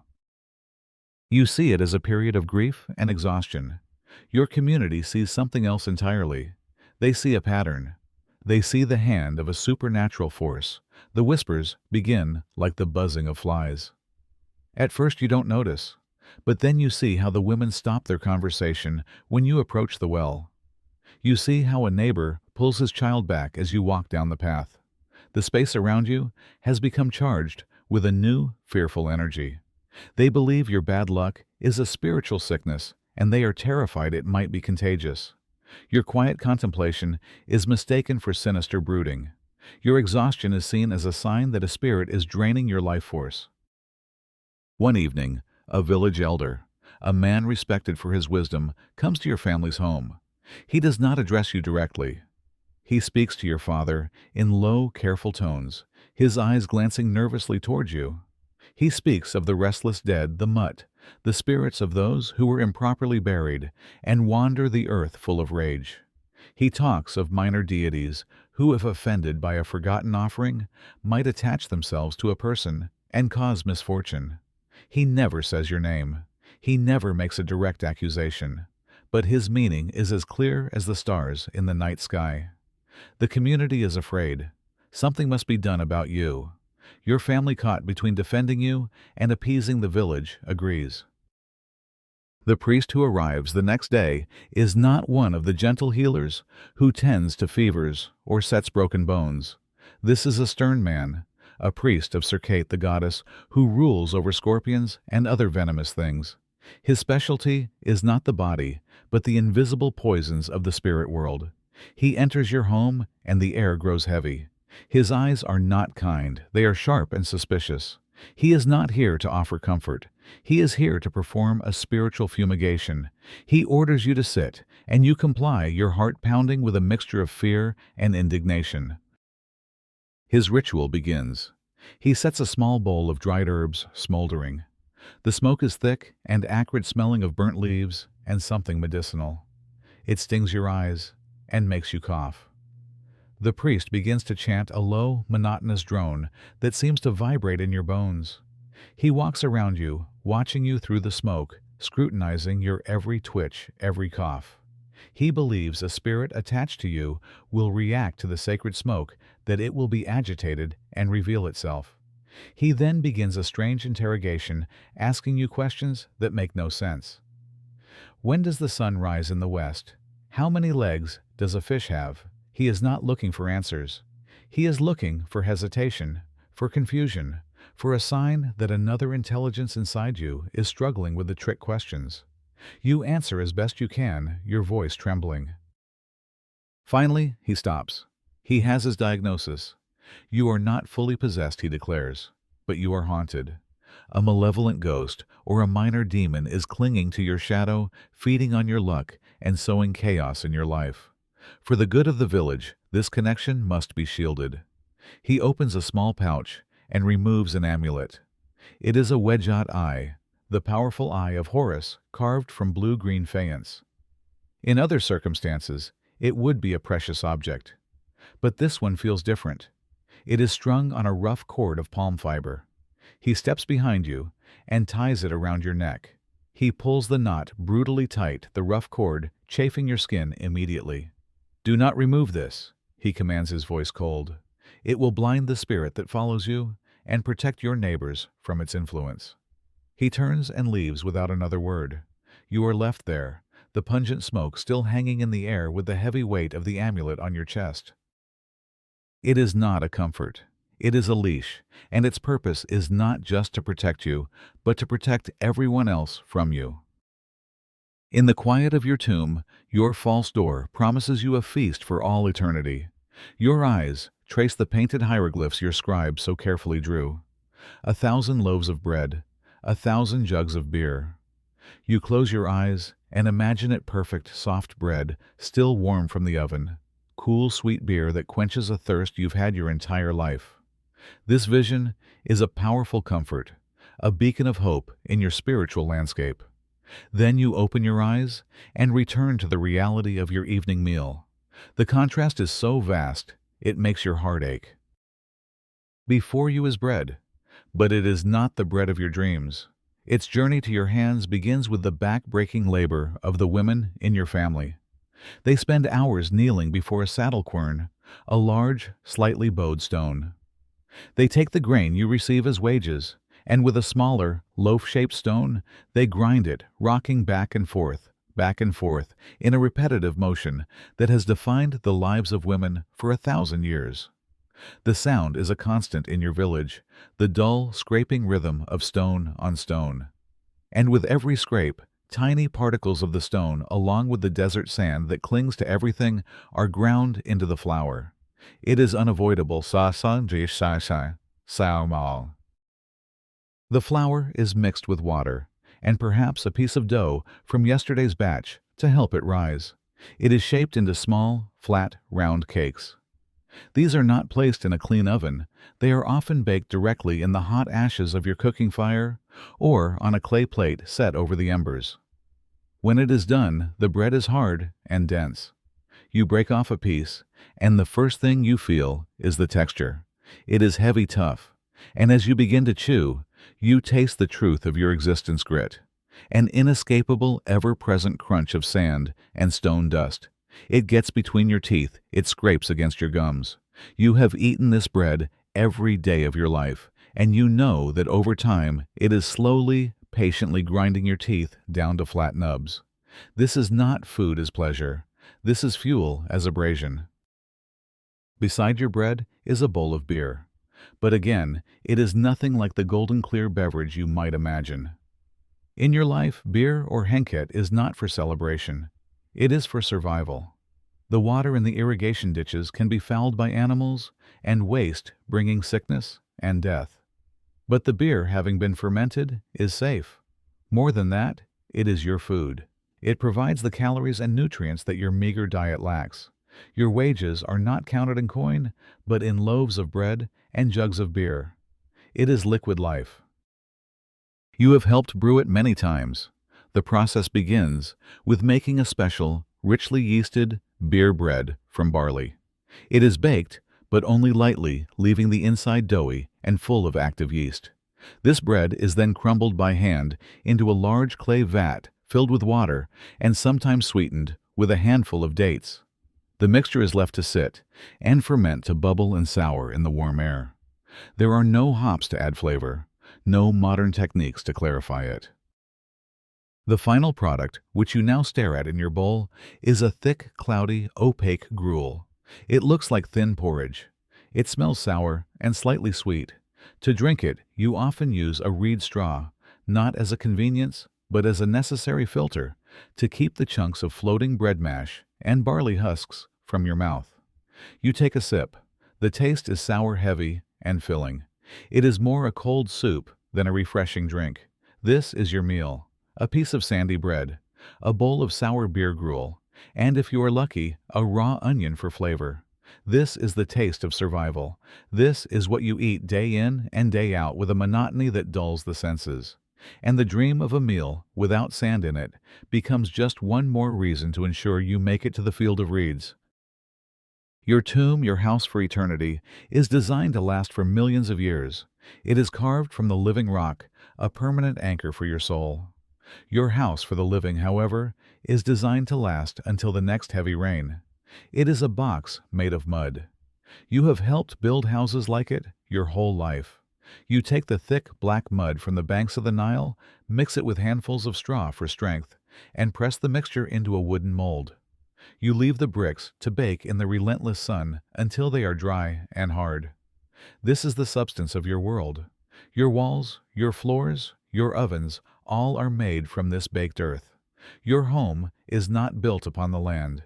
It is a piece of the land itself temporarily shaped into a dwelling. You walk through the single doorway, the only source of light, besides a small, high slit in the wall, and your eyes adjust to the dim interior. This one room is your universe. It is the kitchen, the bedroom, the nursery, and the living space for your entire family. In one corner, your mother grinds grain. In another, your father mends a fishing net. Your younger siblings play in the dust on the floor. An elderly uncle sleeps on a reed mat against the far wall. There is no privacy here. Every conversation is overheard. Every argument is public. The sounds of sickness, of sleeping, of lovemaking are all part of the room's constant, shared breath. The concept of being alone is a luxury you cannot even imagine. And you are not just sharing the space with your family. You are the host of a thriving ecosystem. Look closely at the ceiling, a lattice of palm logs and thatch. In the shadows, spiders spin their webs, and scorpions sometimes lurk, a silent, venomous threat. In the corners of the room, you can hear the faint rustling of mice, drawn by the scent of the precious grain you try to store in sealed clay pots. At night, you can feel the tiny feet of ants as they march in disciplined lines over your sleeping body. You learn to check your sandals for scorpions before putting them on. You learn to sleep through the sound of rats gnawing just inches from your head. Your house is not a fortress against nature. It is a porous extension of it. In the peak of summer, the inside of this mud box becomes an oven. The walls, baked by the sun all day, radiate a suffocating heat all night. Sleep is impossible. So, like every other family in your village, you retreat to the roof. The flat roof of your house becomes a second home, an open-air bedroom. You all drag your reed sleeping mats up the steep external staircase. Here, you can catch a faint breeze. You sleep under a blanket of brilliant, unfamiliar stars, the sounds of your neighbors doing the same thing all around you. The entire village is a communal dormitory, the lines between houses blurred by the shared open night. Of course, with life comes waste. There is no separate room for this, no plumbing, no sewer. In a designated corner of your home sits a simple clay pot, perhaps, with a wooden seat built over it. This is the toilet. It is for everyone. It is used day and night, and the smell is a permanent part of the home's atmosphere, a smell you have become so used to that you barely notice it anymore. Each morning, it is the unpleasant duty of someone in the family, usually one of the women, to haul this heavy pot out of the house, through the village streets to a designated waste pit, or an abandoned canal on the outskirts of town. The risk of disease from this constant close proximity to human waste is a simple, unchangeable fact of your life. Your home demands constant attention. It is in a perpetual state of slow decay. The annual flood, the lifeblood of Egypt, can send water seeping into your foundations, weakening the bricks. A rare torrential downpour can wash away entire sections of a wall, turning your shelter back into a pile of wet mud. A significant portion of your non-working life is dedicated to maintenance. You are always mixing new mud to plaster over cracks, always patching the roof to stop leaks, always shoring up a wall that has begun to slump. It is not a home. It is a lifelong chore, a second body that you must constantly attend to in order to keep it from falling apart. You have learned that the walls of your house are not for privacy. They are merely a suggestion of shelter from the sun and the wind. They do not stop sound. They do not stop the eyes and ears of the village. You have learned that your life is a public performance, whether you want it to be or not. The argument you had with your brother last night was the topic of conversation at the village well this morning.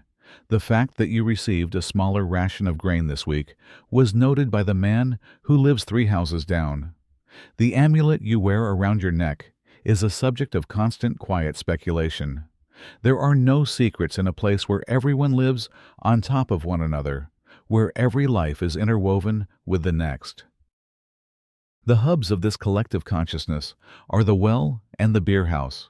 At the well, the women of the village gather each morning, and as they fill their heavy clay pots, they fill each other in on the events of the day. Their talk is the lifeblood of the community, a current of information that decides who is trustworthy, who is lazy, who is pious, and who is not. At the beer house in the evening, the men gather to drink their sour, porridge-like beer, and the same process occurs. Reputations are forged and fractured in the space of a few hours. A careless word, a boastful claim, a perceived slight, all of it is entered into the unwritten ledger of the village. This is why your Ren, your name, is so important. It is more than what people call you. It is the sum of your reputation, a vital part of your very soul. A good name means your neighbors will help you replaster your wall after a storm. It means another family will consider your son as a match for their daughter. It means people will trust your word. A bad name to be known as a liar, a thief, or simply as quarrelsome is a heavy burden. It is a spiritual stain. It can lead to ostracism, to being shunned and isolated, which, in a community this tightly knit, is a kind of living death. Your name is a vessel you must keep clean, not just for your own pride, but for the survival of your family and the peace of your own afterlife. One morning, you discover this truth in the most painful way. You go to your small vegetable patch, the patch of onions and garlic that supplements your meager diet, and you find the plants wilting.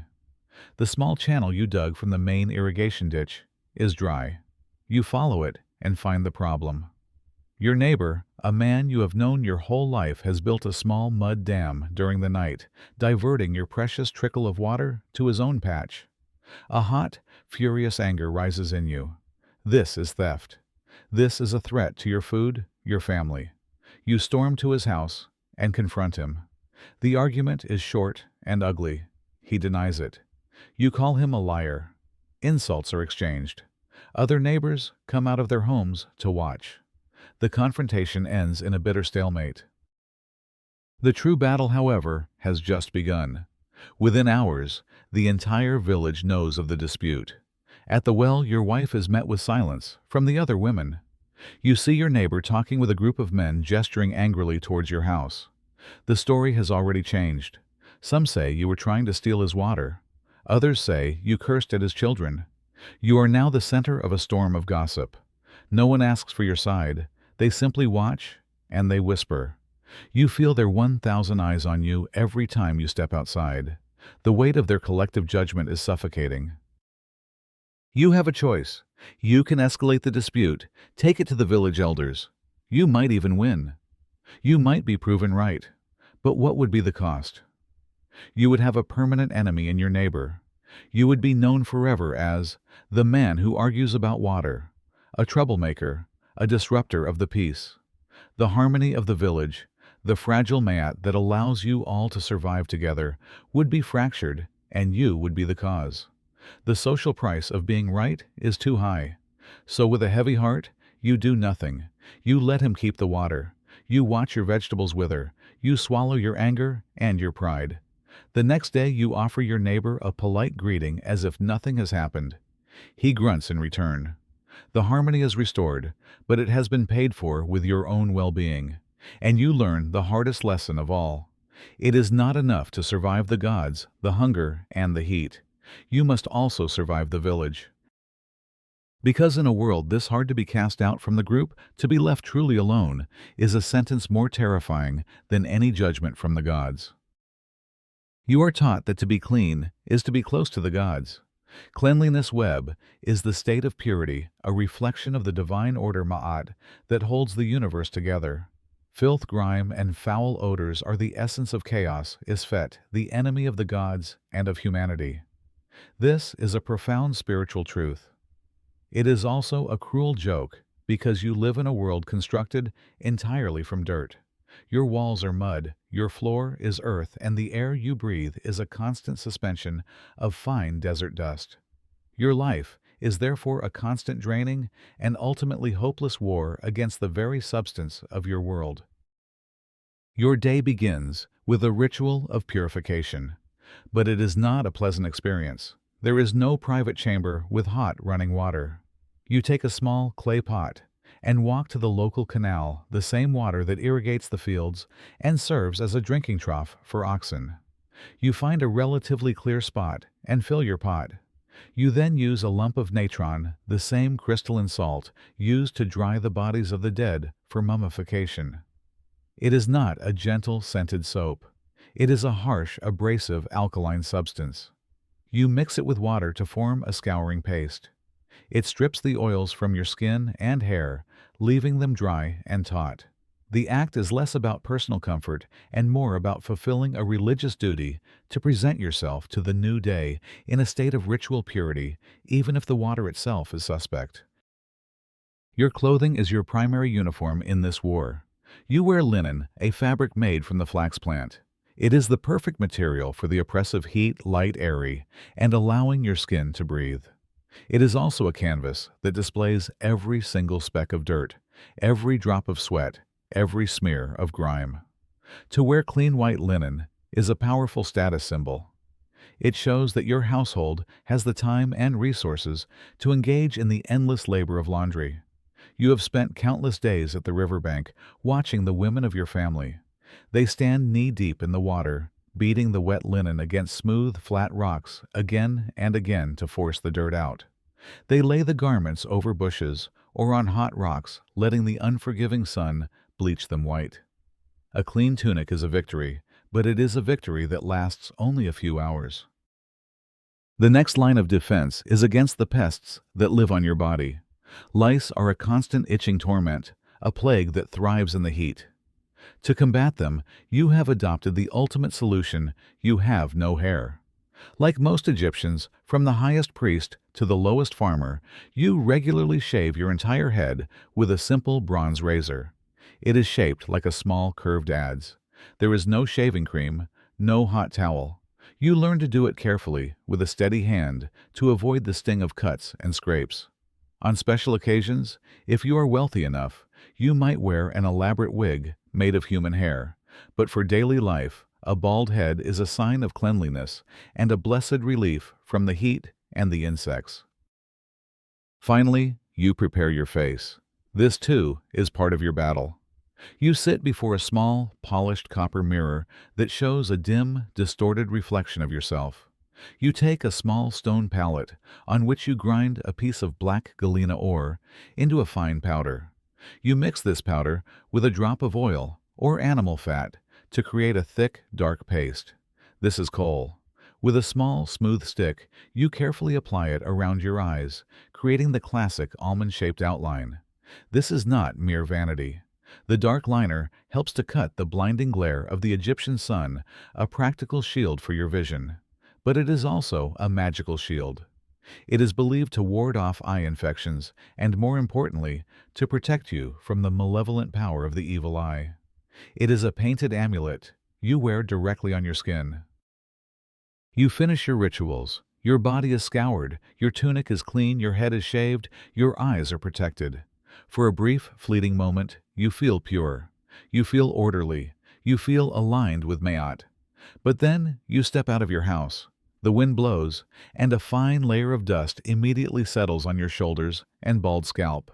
You begin your walk to the fields, and the sweat begins to bead on your skin, staining the collar of your clean linen.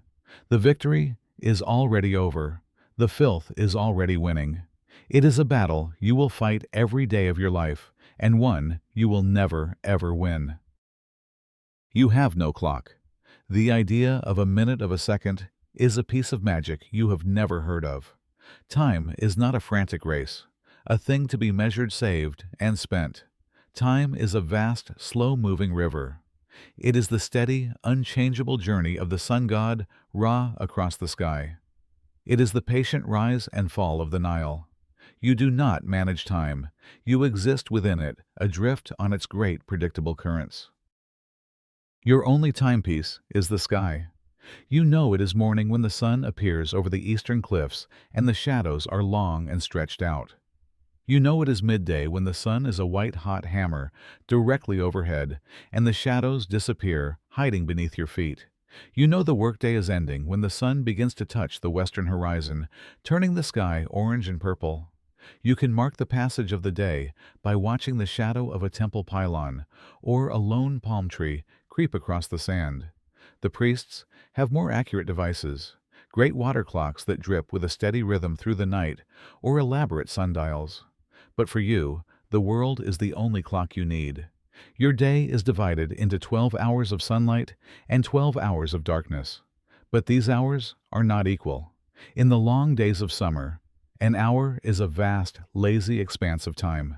In the short, hurried days of winter, an hour is a precious, fleeting thing. Time itself breathes expanding and contracting with the seasons. And your year is not your own. It does not revolve around the day of your birth. It revolves around the Nile. There are only 3 seasons, and they are the only seasons that matter. First is Akhet, the inundation. This is the time when the river swells, overflowing its banks and covering the fields with a layer of life-giving black silt. It is a time of waiting, of mending tools, and working on the pharaoh's building projects. Then comes Pere, the season of growing. The waters recede, leaving the earth renewed.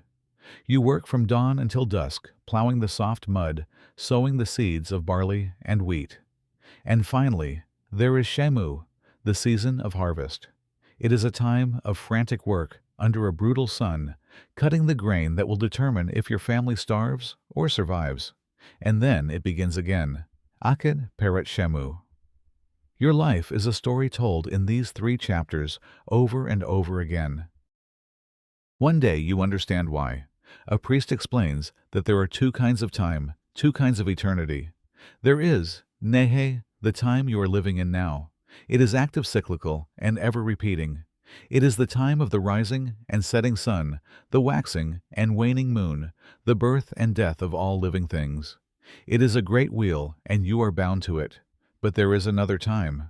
There is Jet. This is the time of the gods, the time of the blessed dead.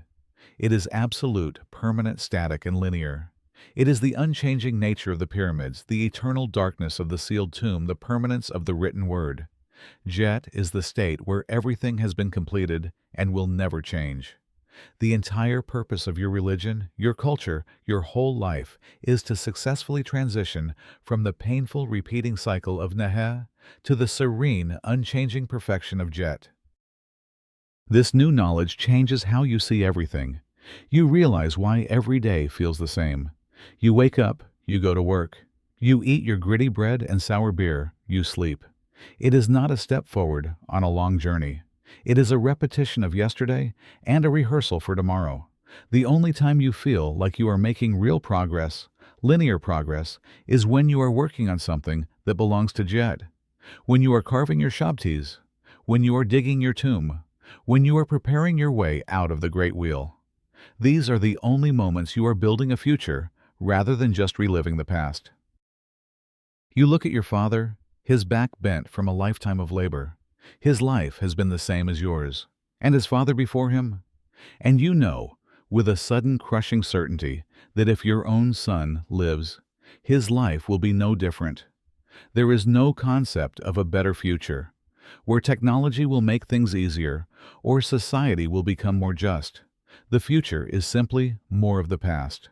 The wheel will continue to turn. And in that moment, the obsession your people have with death makes perfect, logical sense. It is not an obsession with an ending. It is an obsession with the only possible beginning. It is the only escape plan. Your life is a circle you walk over and over again, and your tomb is the only door that leads out of it. You have realized that you cannot complete the great project of your death alone. The work is too vast, the requirements too complex. You need help. You need a partner. And so you reach the age where you must take a wife. This is not the culmination of a passionate romance whispered under the moonlight. It is a practical and necessary step in the business of living and dying correctly. It is a contract. You need someone to manage the household, to turn your grain rations into bread and beer, to weave the linen for your clothing, and eventually your funeral wrappings. Most importantly, you need someone to bear you children. The process of your marriage is simple and devoid of ceremony. There is no great feast, no priest to bless the union. You and your family have negotiated with another family for their daughter. The arrangement is mutually beneficial. One day, she simply arrives at your mud brick house accompanied by her mother, carrying a small wooden chest containing her few possessions, a spare linen dress, a copper mirror, a few clay pots. She walks through your door. She is now your wife. The village sees. The contract is now active. Your two lives are now bound together in a shared struggle against poverty, hunger, and chaos. Your lives are immediately divided into two distinct but interconnected realms. Your world is outside.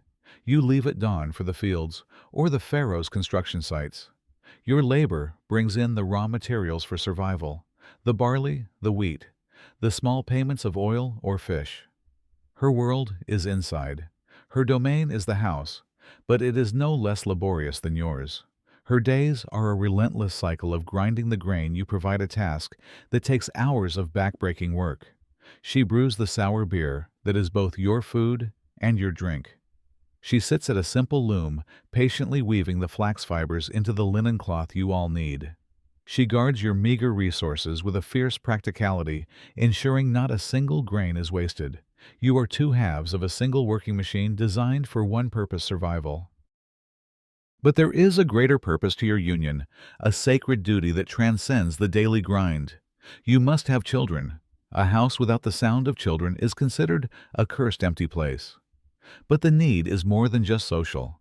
It is your single most important preparation for the afterlife. It is your son who will be your heir. It will be his responsibility, after you are gone, to maintain your funerary cult. It is he who must bring the offerings of bread and beer to your tomb's false door.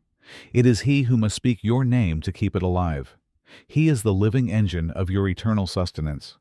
Without a son to perform these duties, your tomb is just a hole in the ground.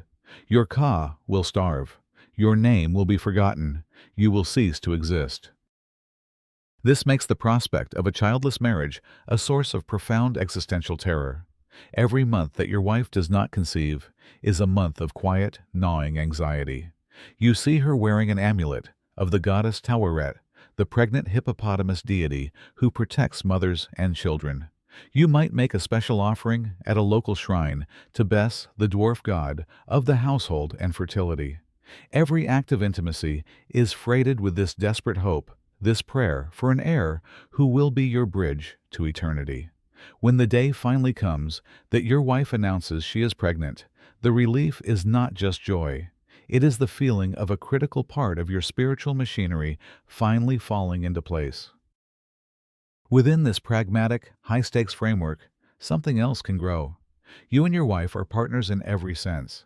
You see the weariness in her eyes after a day of endless work, and she sees it in yours. You share the same gritty bread. You worry about the same failing crops. You fear the same gods. From this shared struggle, a deep bond of affection and respect is forged. You might see a small carved flute your wife has bought for your child, a purchase of love, not necessity. You might bring her a handful of wildflowers from the edge of the desert. Love is not the foundation of your marriage, but it is often the unexpected precious harvest.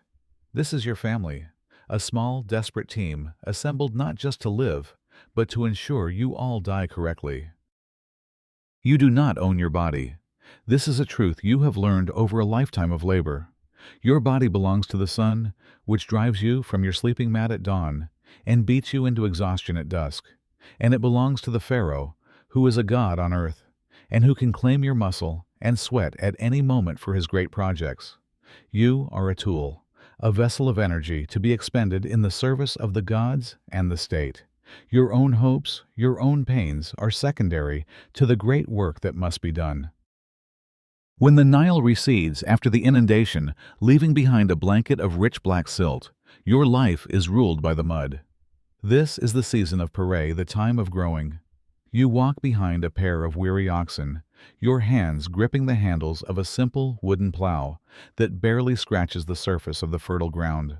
The mud is cool and soft under your bare feet. You spend your days walking back and forth, creating the furrows where the seeds will be sown. Later, you walk the same fields again, a leather bag of precious seed grain over your shoulder, casting the seeds by hand. You work until the sun sets, and your back burns with a familiar, deep ache. Then comes the harvest, the season of Shemu. The sun is no longer your partner. It is your enemy. It hangs in a white, hot sky, baking the fields and the air you breathe.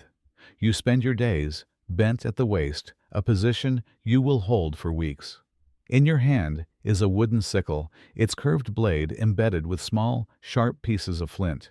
You grab a handful of barley stalks, pull them taut, and slice through them with a sawing motion. Grab, pull, slice. Grab, pull, slice. The rhythm is hypnotic, maddening. The sharp edges of the grain stalks leave 1,000 tiny cuts on your forearms. The air is thick with dust and chaff that gets into your eyes, your mouth, your lungs, causing you to cough up black phlegm in the evenings. This is the most crucial time of the year. The success of this frantic, painful work determines whether your family will eat or starve for the next year. When the inundation arrives and the fields are flooded, your labor does not stop. It is merely reassigned. This is often the time of the corvée, the state levy. You are sent along with thousands of other men to the quarries. Here, your master is the stone. You stand before a cliff face of limestone shimmering white in the heat. Your tools are a soft copper chisel and a wooden mallet. For hours, you hammer the chisel into the rock, following a line drawn by the overseer. Tap, tap, tap. The sound echoes around you, the collective noise of 1,000 men chipping away at a mountain. The progress is agonizingly slow. You see the copper tip of your chisel wear down, becoming blunt and useless, and you must take it to be resharpened. Once the channels are cut, large wooden wedges are hammered into the rock and soaked with water. You wait, listening until, with a great groaning crack, a massive block of stone splits from the cliff. The work has only just begun. Now, the block weighing more than a herd of oxen must be moved. You are part of a team, a human machine. You haul on thick ropes of palm fiber, pulling the block onto a massive wooden sledge. You lay wooden rollers on the path before it. A foreman stands atop the block, clapping out a rhythmic chant to coordinate your pulling. Heave ho! Heave ho! You pull until you think your arms will break your feet, slipping in the sand, your throat raw from the dust and the chanting. The danger is constant. A slipped rope, a cracked roller, and the stone could crush a dozen men in an instant. At the end of the day, whether in the field or the quarry, you collapse onto your sleeping mat. Your body is a map of pain.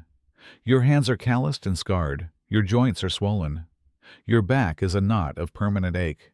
You are in your 30s, but you feel ancient. You see the old men in your village, their bodies permanently bent, their movements slow and pained. You know that is your future. Your physical form is being spent, used up, sacrificed. It is the price you must pay to build the Pharaoh's tomb, to harvest the grain for the temple offerings, and with what little you have left to prepare for your own death. Your body is the price of admission to eternity, and you pay it every single day. In your world, an animal is never just an animal. It always has two forms, the one you can see and the one you must believe in. The world is saturated with gods, and they have chosen to walk beside you in the shape of the beasts you know. This is a source of constant confusion and quiet anxiety. You must learn to see the world through two sets of eyes at once, to hold two contradictory ideas in your mind at all times. Look at the ox that stands patiently beside you, yoked to your wooden plow. It is your most valuable tool.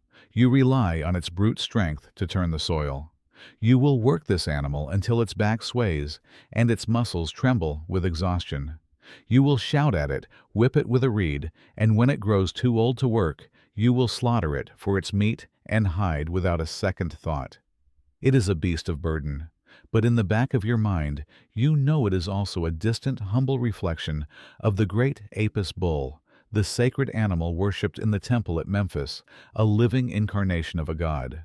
So as you strike your ox to make it move, a small part of you flinches, wondering if you are angering something far greater. Look at the donkey that carries your pottery to the market. Its life is one of miserable toil. Its back is covered in sores from ill-fitting harnesses and heavy loads. It is stubborn, and you beat it to make it obey. It is an asset, a piece of living equipment. But your relationship with the cat that sleeps by your fire is entirely different. The cat is a queen. She kills the mice and rats that would devour your precious grain.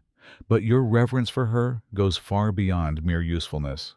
You have been taught that every cat, from the sleekest temple cat to the scrawniest alley stray, is a vessel for the spirit of the goddess Bastet. You have heard the stories from your grandfather about a visiting Roman soldier who accidentally killed a cat and was in turn torn to pieces by a mob of villagers. So you give the cat the best scraps from your meal. You speak to it with a respect you would not give your own ox. You do not own the cat. It is a goddess who has chosen to grace your home with her presence, and you live in constant, low-level fear of offending her. The gods are not just your servants and companions, they are your predators. The Nile crocodile, the great Sobek, is a real and terrifying danger. You have seen them lurking by the riverbank, their eyes just above the water. You know they can snatch unattended livestock, or even a child who wades too deep. You fear the crocodile, but you also worship it. You know that Sobek is a powerful god of fertility and military might. To harm one intentionally would be to invite divine retribution.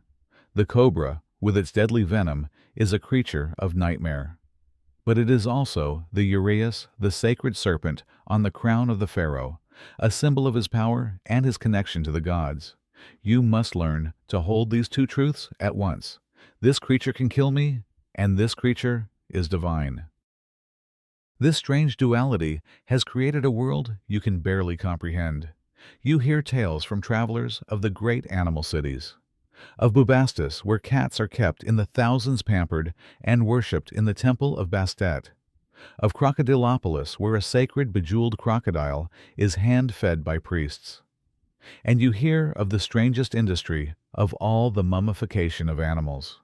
In great catacombs across Egypt, priests raise millions of animals: ibis, falcons, cats, dogs, even crocodiles, not for work or for food, but specifically to be killed and mummified. Pilgrims buy these small wrapped bodies to offer to the gods a tangible physical prayer. A life is created for the sole purpose of a holy death. You live in the center of this web of contradictions. You share your meager food with a cat you are afraid of. You rely on the labor of a donkey you see as disposable. You fear the snake in the reeds, but you know a version of it protects your king. It is a world where you must curse the crocodile that eats your neighbor's child, and then say a prayer to the crocodile god for a good harvest. The sun feels different on your skin now. For most of your life, it was a harsh master, a burning eye in the sky that drove you to work and baked the sweat onto your skin. Now, in your 45th year, an age that makes you one of the elders of your village, the sun feels like a gentle comfort. Its warmth soaks into your aching bones, a final, simple pleasure in a life that has been defined by the absence of it. Your body is a worn-out tool. The lifetime of hauling stone, of bending to the harvest, has left your back in a state of permanent grinding pain. Your knees and knuckles swell in the cool morning air. Your teeth, worn down to flat stubs by the endless grit in your bread, make chewing a chore. Your eyesight is clouded, the vibrant colors of the Nile Valley softening into a hazy blur. Your body is finished with its work. With your physical labor at an end, your mind turns to your other great work, the accounting of your death. You can no longer make the journey to the West Bank to visit your tomb, but you visit it in your mind every single day. You picture the small, dark chamber you carved from the rock with your own hands.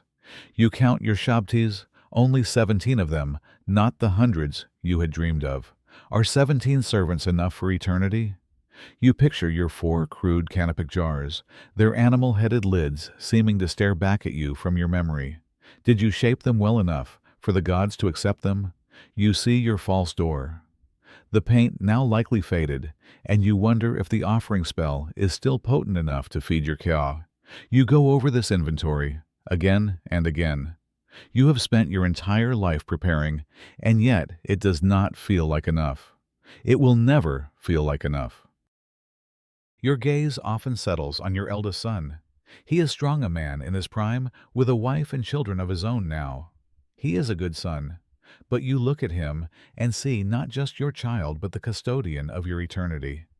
The great weight of your afterlife is now being transferred to his shoulders.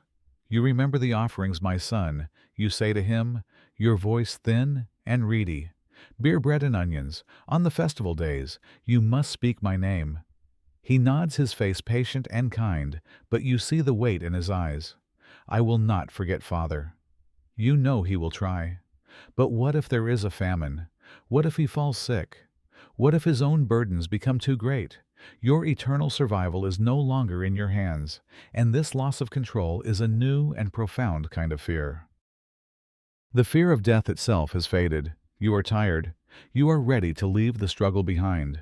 But a new anxiety has replaced it, the fear of a bad death. You pray to Anubis not for a longer life, but for an orderly end. Let it be in your own home, on your own sleeping mat, surrounded by your family. Not in the jaws of a crocodile while fishing. Not from a sudden violent fever that prevents the proper rituals. Not alone in the desert where your body cannot be found. All of your careful preparations, your entire life's work depends on your body being delivered to the embalmers intact. A lifetime of planning could be undone by a single moment of chaos. You have fought for order your entire life. You pray you are granted it in your death. The small dramas of the village, the arguments over water, the gossip, the social pressures that once consumed you now seem like a story being told about strangers. You are detaching from the great repeating wheel of Neha. You have no more harvest to worry about, no more state labor to perform. The cyclical time of this world has lost its hold on you. Your focus is now entirely on the West. Your thoughts are on the journey through the Duat, on the 12 gates, on the weighing of the heart. You have spent your life looking at the map. Soon, you will step into the territory. And so, you wait. You sit outside your mud brick house, the amulet on your chest, now worn smooth against your skin. You watch your grandchildren play in the dust, and you see the great wheel of life continuing as it always has. But you are no longer truly a part of it. You are a passenger who has finished his work and is now simply waiting for the boat to arrive. You have done all you can do. The final accounting is complete, the ledger's closed. All that is left is the verdict. You feel the warmth of the sun, you hear the sounds of your family, and you are at peace. The preparation is over. The journey is about to begin. In a life of hard-aching labor, you become accustomed to pain. The dull ache in your back, the sharp sting of a cut from a flint sickle, the burn of the sun on your neck. These are familiar sensations, the normal texture of your day. But one evening, as you reach into a dark clay pot to fetch a handful of dried beans, you feel a pain that is entirely new. It is not a cut or a scrape. It is a spark. A tiny concentrated point of white-hot fire on the tip of your finger. You cry out and pull your hand back, and for a second before it vanishes into a crack in the mud wall, you see it, a small, pale, yellow scorpion, its tail held in a triumphant arch. The physical pain is immediate and shocking. But the second wave, the wave of pure cold terror, is far worse. The fire is already spreading from your fingertip, a tingling, burning numbness that crawls up your hand and into your arm. Your heart begins to hammer in your chest. A scorpion is not just a pest. It is a sliver of the desert's chaos. It is a soldier of Isfet, the great enemy of order. Its sting is not just venom. It is a physical injection of chaos into your body. You are not just injured, you are spiritually contaminated. Your family flies into a state of controlled panic. There is no debate, no discussion of what to do. This is a spiritual emergency. Your wife helps you up while your son runs ahead into the village shouting for the scorpion charmer. You are half dragged, half carried through the dusty alleys to a small house on the edge of the village. This is the home of a priest of Circaet, the goddess, who holds power over all venomous things. He is an old man with watchful eyes, and his presence is both calming and terrifying. He is your only hope. He sits you down and examines the rapidly swelling wound, but he does not touch it. He knows the real battle is not in your flesh, but in the world of magic. He lights a pungent herb that fills the small room with a thick, cloying smoke. Then he begins to chant. His voice is low and rhythmic, and he tells a story. It is the ancient, powerful story of the goddess Isis and her infant son, the god Horus. He chants of how Isis hid her child in the marshes, and how the wicked god, Set, sent a giant scorpion to sting the boy.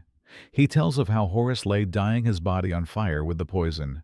He describes the all-consuming grief of Isis, whose scream of sorrow stopped the sunboat of Ra in the sky. As he chants, you feel a strange sense of dislocation. Your own pain, your own fear becomes intertwined with the suffering of the god. The priest's voice rises as he recounts how Isis used her great magic, her words of power, to command the poison to name it and to force it out of her son's body. He is not just telling a story, he is performing a divine reenactment. He is invoking the greatest magical healing in the history of the universe and attempting to focus it on you, on your swollen hand, on the drop of chaos that is poisoning your blood. He is forcing your small reality to conform to the great myth. Finally, he finishes the chant. He takes a piece of bread, chews it into a paste with some herbs, and speaks the final, most powerful words of the spell directly into the poultice. He then applies the warm, wet paste to your wound, binding it with a strip of clean linen. He gives you an amulet bearing the image of Circuit and tells you to go home and rest. The hours that follow are a feverish haze, but slowly, miraculously, the burning subsides. The frantic pounding of your heart slows to a normal rhythm. The swelling goes down. You will live. The magic has worked, but the experience has changed you. A new kind of fear has been branded onto your soul. You are now intimately aware of the small, hidden dangers of the world. You never again reach into a dark pot without looking first. You shake out your sandals every single morning. You have been stung by the desert itself, and you will carry its small, hot secret warning for the rest of your life. Not every man in your village is a farmer. Some men are defined not by the seasons of the Nile, but by the rhythm of a craft. Your neighbor is a potter. His entire world is a circle. The circle of the clay pit, the circle of the potter's wheel, the circle of the kiln's mouth. His life is a testament to a different kind of grueling, repetitive labor. You watch him sometimes, his hands covered in a second skin of dried brown mud, and you wonder at the path he has walked. His journey began as the boy, long before he was allowed to touch the wheel. His first master was the mud itself. For years, his only job was to work in the clay pit.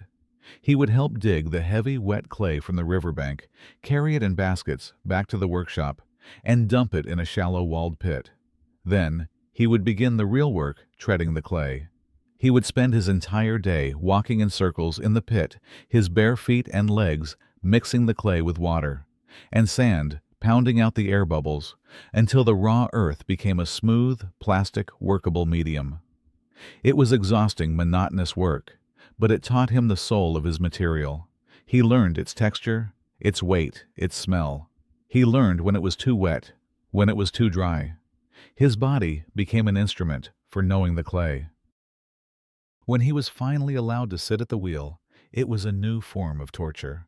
The wheel was simple, a heavy stone disc that he kicked with his foot to get it spinning. His master, his father, would guide his small hands, showing him how to center the lump of clay, how to feel the exact moment to pull up the walls of the pot. But the moment his father stepped away, the clay would have a mind of its own. It would wobble, ripple, and then suddenly collapse into a useless, lopsided heap. For every 100 attempts, 99 ended in failure. His father would grunt in disapproval, take the failed pot, crush it into a lump, and throw it back onto the pile to be kneaded again. The boy's early years as a potter were not about making pots. They were about learning the precise, unyielding discipline of the craft through thousands of failures. Eventually, his hands learned to speak the silent language of the spinning wheel. The muscle memory became ingrained. He could center the clay in a single fluid motion. He could pull the walls up thin, and even with a steady, confident touch. Now his challenge was no longer failure, but monotony. He was not an artist creating unique masterpieces. He was a manufacturer. His village needed specific things, and his job was to produce them, hundreds and thousands of them, all identical. He learned the exact dimensions of the conical bread mold. He mastered the squat, wide-mouthed shape of the beer jug. He could produce the tall, elegant, narrow-necked water pot by the dozen. His life became a blur of identical forms, each one a perfect echo of the one before it. The final judgment of his work was the fire. After days of producing pots, they would be left to dry in the sun until they were brittle and pale. Then came the kiln. The potter would spend an entire day carefully stacking the fragile pots inside the mud brick kiln, a three-dimensional puzzle where a single misplaced pot could cause the entire structure to collapse in the heat. He would seal the kiln light, the fire, and then spend the next day and night feeding it, keeping the temperature just right, judging the heat by the color of the flame and the glow from the spy hole. It was a stressful, anxious time. A sudden gust of wind, a batch of bad fuel, anything could ruin a week's labor, turning his beautiful, fragile pots into a heap of cracked shards. You look at your neighbor now. He is not an old man, but his back is permanently curved from a lifetime spent hunched over the wheel. There are fine white lines of dust in the creases of his skin that will never wash away. He has a persistent cough from breathing in the fine clay dust year after year. His life is not better or easier than yours. It is a different kind of toil. His hands know the clay, and my hands know the plow. His enemy is a cracked pot, and yours is a failed crop. He is a master of his craft, and a prisoner of it, just as you are a master and a prisoner of the soil. The day is over, and a darkness has fallen that is deeper than just the absence of the sun. It is a time for rest, for quiet. The cooking fires have been banked. The tools have been put away. Usually this time is filled with sleep or the quiet murmur of family. But tonight is different. A storyteller is speaking. She is a very old woman, the grandmother of another family, and her eyes are clouded over with the mists of age. But her memory is a library, a storehouse of the great tales. Your family, along with others, gathers around a small, crackling fire in the space between your houses, drawn by the promise of her voice. She begins to speak, and a hush falls over the small crowd. Her voice is thin and dry, like an old papyrus, but it is steady. She is not merely telling a story. She is casting a spell. She is reminding you of the shape of the world. Tonight, she tells the most important story, the one you have heard 100 times but need to hear again. She tells the story of Osiris. Her words paint a picture of a perfect golden time, a time before time, when the gods walked openly in the land. She describes the world when the great and good Osiris was king. He was the one who taught your ancestors how to leave their savage ways, how to plant barley in the rich mud, how to brew beer and bake bread. He gave them laws and taught them how to worship the gods. Beside him always was his sister and wife, the beautiful, fiercely intelligent Isis goddess of magic and motherhood. In the storyteller's telling, you can almost see this green and perfect kingdom, a world without strife, a world in perfect ma'at. Her voice drops lower, and a chill runs through the listeners. Now comes the shadow. She speaks of the brother of Osiris, the great god, Set. Set, the lord of the red desert, the barren lands beyond the Nile. Set, the god of storms of violence and of chaos. She describes his heart eaten away by jealousy of his brother's fertile kingdom.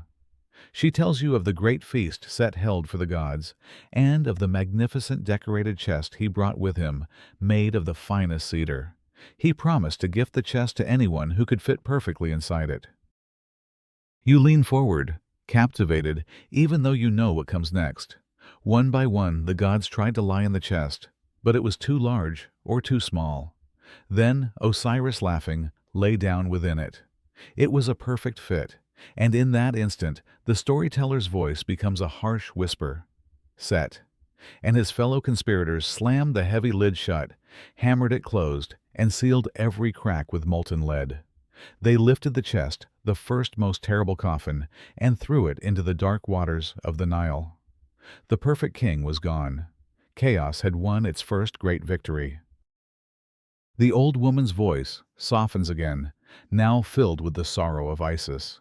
She tells of the goddess's frantic, heartbreaking search for her husband, of how she followed the chest all the way to a distant land where it had become encased in a mighty tree. She tells of how Isis brought the body back to Egypt, hiding it in the marshes while she cared for her young son Horus. But the storyteller's voice hardens again. Set out hunting in the moonlight, discovered the hidden body. In a final terrible rage, he tore his brother's body into 14 pieces and scattered them across the length of Egypt, ensuring Osiris could never be whole again. Now comes the part of the story that matters most to you. The storyteller describes how Isis and her sister Nephthys flew across Egypt in the form of kites, searching for the pieces of their beloved. One by one, they found them all, and with the help of the gods, Anubis and Thoth, they painstakingly reassembled the body. Isis then used her great magic to wrap her husband's form in long strips of clean white linen, binding the pieces together, making him whole, creating the very first mummy. It was this act of loving magical restoration that allowed Osiris to be reborn as the king of the underworld, the lord of the dead, the great judge who awaits you all. You look around the fire at the faces of your neighbors, their expressions lit by the flickering flames. You are not just hearing a tale. You are being reminded of the very architecture of your life. This is why you must mummify your dead. This is why you must protect yourself from the forces of chaos. This is why you put your faith in the magic of a loyal family to make you whole again. The fire dies down to embers, but the story she told continues to burn a small, steady light inside of you. You have spent this journey in the skin of a laborer, feeling the ache in your back and the grit of the sand in your food. And you might be carrying a familiar story in your mind, a story told in epic films and old books that the great pyramids, the temples, the tombs were all built by armies of slaves, groaning under the lash of cruel overseers. But the truth, the reality discovered in the sand, is something different, something more complex. The men who built the pyramids were not slaves. They were workers. They were men like you. Archaeologists have uncovered the villages where they lived near the Giza Plateau. They have found their bakeries, their breweries, their workshops. They have even found their tombs.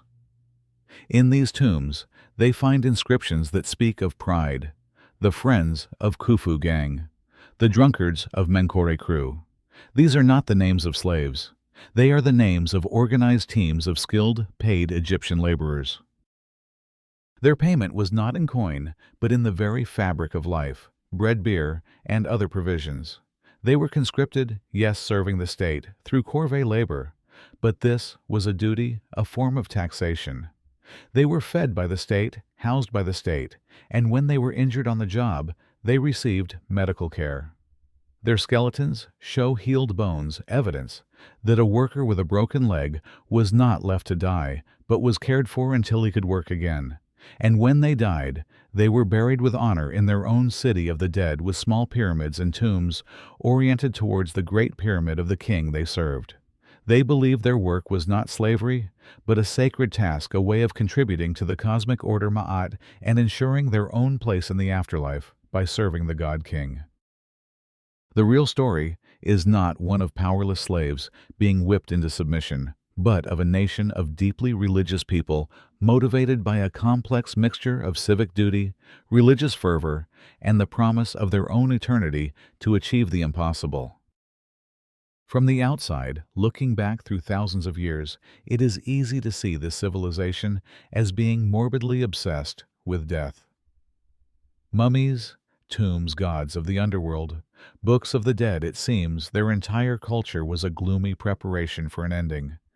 But you have felt their anxieties, their hopes. And when you look closer, you realize it was not an obsession with death at all.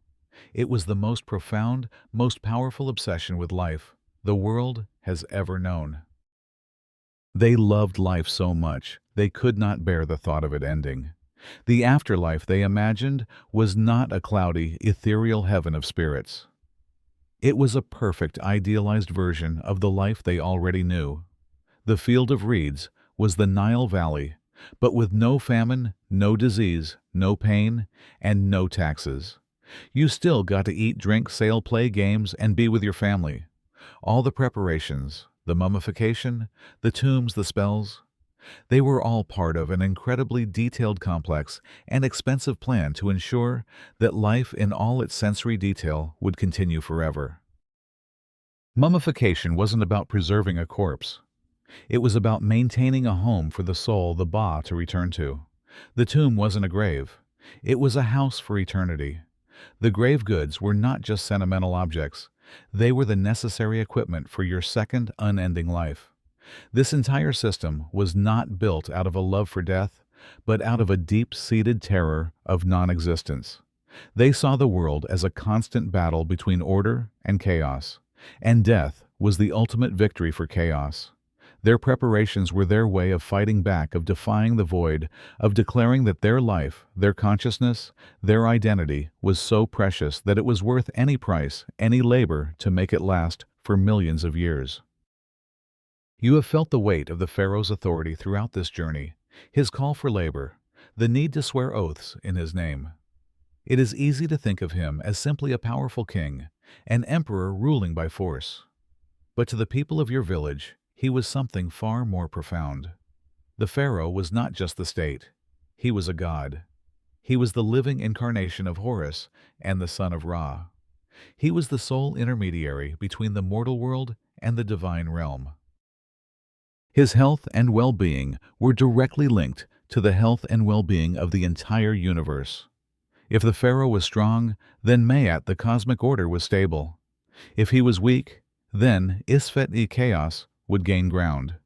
The annual flooding of the Nile, the success of the harvest, victory in battle, all of it depended on the Pharaoh's ability to correctly perform the sacred rituals and maintain the favor of the gods. This is why his tomb, the pyramid, was the central project of the entire state. It was not just a monument to his ego. It was a crucial piece of cosmic machinery. By ensuring the pharaoh's successful transition into the afterlife, where he would become one with Osiris, the Egyptians were ensuring the continued stability of the world. Your labor on his tomb was not just building a grave. It was an act of universal maintenance. Your obedience to his laws was not just political. It was a religious duty. The pharaoh was the linchpin that held reality together, and his power was not just the power of a sword, but the power of a god who held the sun and the river in his hands. You have felt the immense pressure to conform to the will of the pharaoh, to the demands of the priests, to the judgment of your village. And when you step back, you can see how the entire system of belief was a powerful tool for social control. It was a form of control so complete, so brilliant, that it needed very few soldiers to enforce. Its power came from a perfect promise and a terrible threat. The promise was the field of reeds, a perfect, eternal life, free from pain and struggle. The threat was utter annihilation, to be devoured by Ammit and cease to exist. By presenting this choice, the system motivated an entire population to perform incredible feats of labor and to adhere to a strict social order. Why would you rebel against the state when the state was ordained by the gods, and your obedience was a prerequisite for paradise? Why would you cause social unrest when harmony? Maat was the very thing being weighed against your heart in the final judgment. The priests and the pharaoh, the literate elite, were the keepers of this system. They controlled the sacred texts, the rituals, the path to salvation. Your dependence on them was absolute. You needed them to read the spells, to perform the mummification, to ensure your passage. This created a stable, stratified society that could last for thousands of years. It was a society held together not primarily by force, but by a shared, deeply held belief that your actions in this life, your conformity, and your labor had consequences that would last for millions of years. Now, in the quiet of your own room, in your own time, think about the anxieties you felt during this journey, the constant grinding pressure to prepare, the fear that you haven't saved enough, the worry that you are not doing enough to secure your future, the social pressure to present a good, orderly life to your peers, the fear of a final judgment. Does any of it feel familiar? Perhaps the terms have changed, but the human anxiety remains. You may not be building a stone tomb, but perhaps you are painstakingly building a retirement fund and investment portfolio. The terror of a bad death without proper preparations might echo in the modern fear of dying without a will or leaving your family in debt. Your Shabtis, your magical servants for the next life, might be the technologies or automations you hope will make your future easier. The negative confession. I have not stolen, I have not lied, is not so different from the moral inventory we take of ourselves, hoping we have been a good person. The ancient Egyptian was crushed by the weight of eternity. The modern person is often crushed by the weight of the future. The need to succeed, to build a legacy, to provide for your family, to live up to the expectations of society. These pressures are the distant, faint echoes of the same anxieties that haunted the man by the Nile. The stage is different. The costumes have changed, but the play is much the same. It is the human condition to live in the present while being perpetually anxious about the future and to work tirelessly to prepare for a destination you can never be entirely sure of. And so the story of that life comes to an end. It was a life lived in the shadow of a monumental obligation, an existence defined not by the pursuit of happiness, but by the meticulous management of fear, the fear of chaos, the fear of the gods, the fear of hunger, and above all the fear of an improper death that would render a lifetime of struggle utterly meaningless. This was a system that produced wonders, the great pyramids, the timeless temples, a culture that lasted for millennia, but it was fueled by the collective anxiety of millions of individuals, each one spending their precious, finite energy on a single, all-consuming project, the preparation for their own eternity. The historical truth in its most ruthless light is that for many it was a losing gamble. Despite a lifetime of saving, a bad harvest could wipe out your funerary fund. Despite decades of work on your tomb, a sudden illness could take you before it was finished. Despite raising a devout son, he could die before you, leaving no one to maintain your offerings. It was a spiritual system, with a pyramid structure of its own built to ensure the eternal success of the divine king at the top, while the salvation of the millions at the bottom remained a fragile, uncertain hope. The promise of the field of reeds was the fuel, but the engine of the state ran on your labor, your belief, and your fear. This entire elaborate system was a response to a single, terrifying question. How do you find meaning in a life of endless, repetitive struggle? The answer they found was to make that struggle itself the meaning. Your suffering was not pointless. It was a down payment. Your pain was not random. It was a test. Your conformity was not weakness. It was a sacred duty. It was a brilliant solution to the problem of keeping a society stable in the harshest of conditions. But there is a deep, cold sadness to it. The sadness of a people who were taught that the best parts of life, rest, abundance, peace, and satisfaction, were not meant to be enjoyed in this world, but were to be endlessly deferred to the next. Life was a waiting room, a place of trial and preparation for the real event which only began after your last breath. It was a system that demanded everything from the individual in this life, all for a promise that could only be collected after death.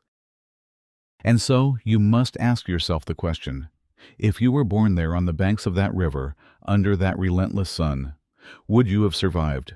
Not just physically, but spiritually. Could you have endured the gritty bread, the aching back, the constant oppressive weight of the gods and the village? Could you have found it in yourself to spend your one precious life in a state of constant preparation for the next one? Could you have believed so completely? Believed that a clay doll could be your servant, that a painted door could be a portal, that your heart would be weighed on a scale against a single feather. Perhaps the true measure of survival in that world was not strength, but faith. An immense, unshakable faith in the system, in the story, in the promise that all of this pain had a purpose. It is a question that drifts across the thousands of years unanswerable. Before you let that question fade, consider your own life, the pressures you feel, the future you plan for, the legacy you hope to leave, the quiet anxieties that keep you awake in the middle of the night. The human heart has not changed so much. The stage is different. The tools are more advanced, but the fundamental desire to build something that lasts, to find security in an uncertain world, to believe that our efforts matter, that remains. The ancient Egyptian poured all of that anxiety into a tomb. We pour it into our careers, our families, our savings, our hopes for the future. We are all preparing for something, building our own houses for a future we cannot be certain of. Their world was just more honest about the central role that this great, fearful project plays in all of our lives. But now, let it all go. The dust of the quarry, the heat of the sun, the weight of the water pot on your shoulder. It's all fading. You are not there anymore. You are not kneeling on a reed mat in a mud brick house. The smell of silt and stale beer is gone. The sound of the chisel on stone is silent. All of that struggle, all of that fear is just a story now, a distant echo. Feel the reality of your own room, the softness of the mattress beneath you holding you completely, the weight of your blanket, a gentle, reassuring pressure. Perhaps you can hear the soft hum of a fan turning the air, keeping you cool. That is the only sound now. The world of ancient Egypt is gone. It has dissolved back into the past where it belongs. You are here, safe, quiet, breathing. The gods are not watching you. There is no final judgment waiting. Your heart can be as heavy or as light as it wants to be. Its only job right now is to beat slow and steady. Your only duty now is to let your body grow heavy, to let your mind grow quiet. Let the story dissolve, and let the quiet of your room become everything. Let your breath be the only rhythm, in and out. You have done enough for today. It is time to rest. It is time to sleep.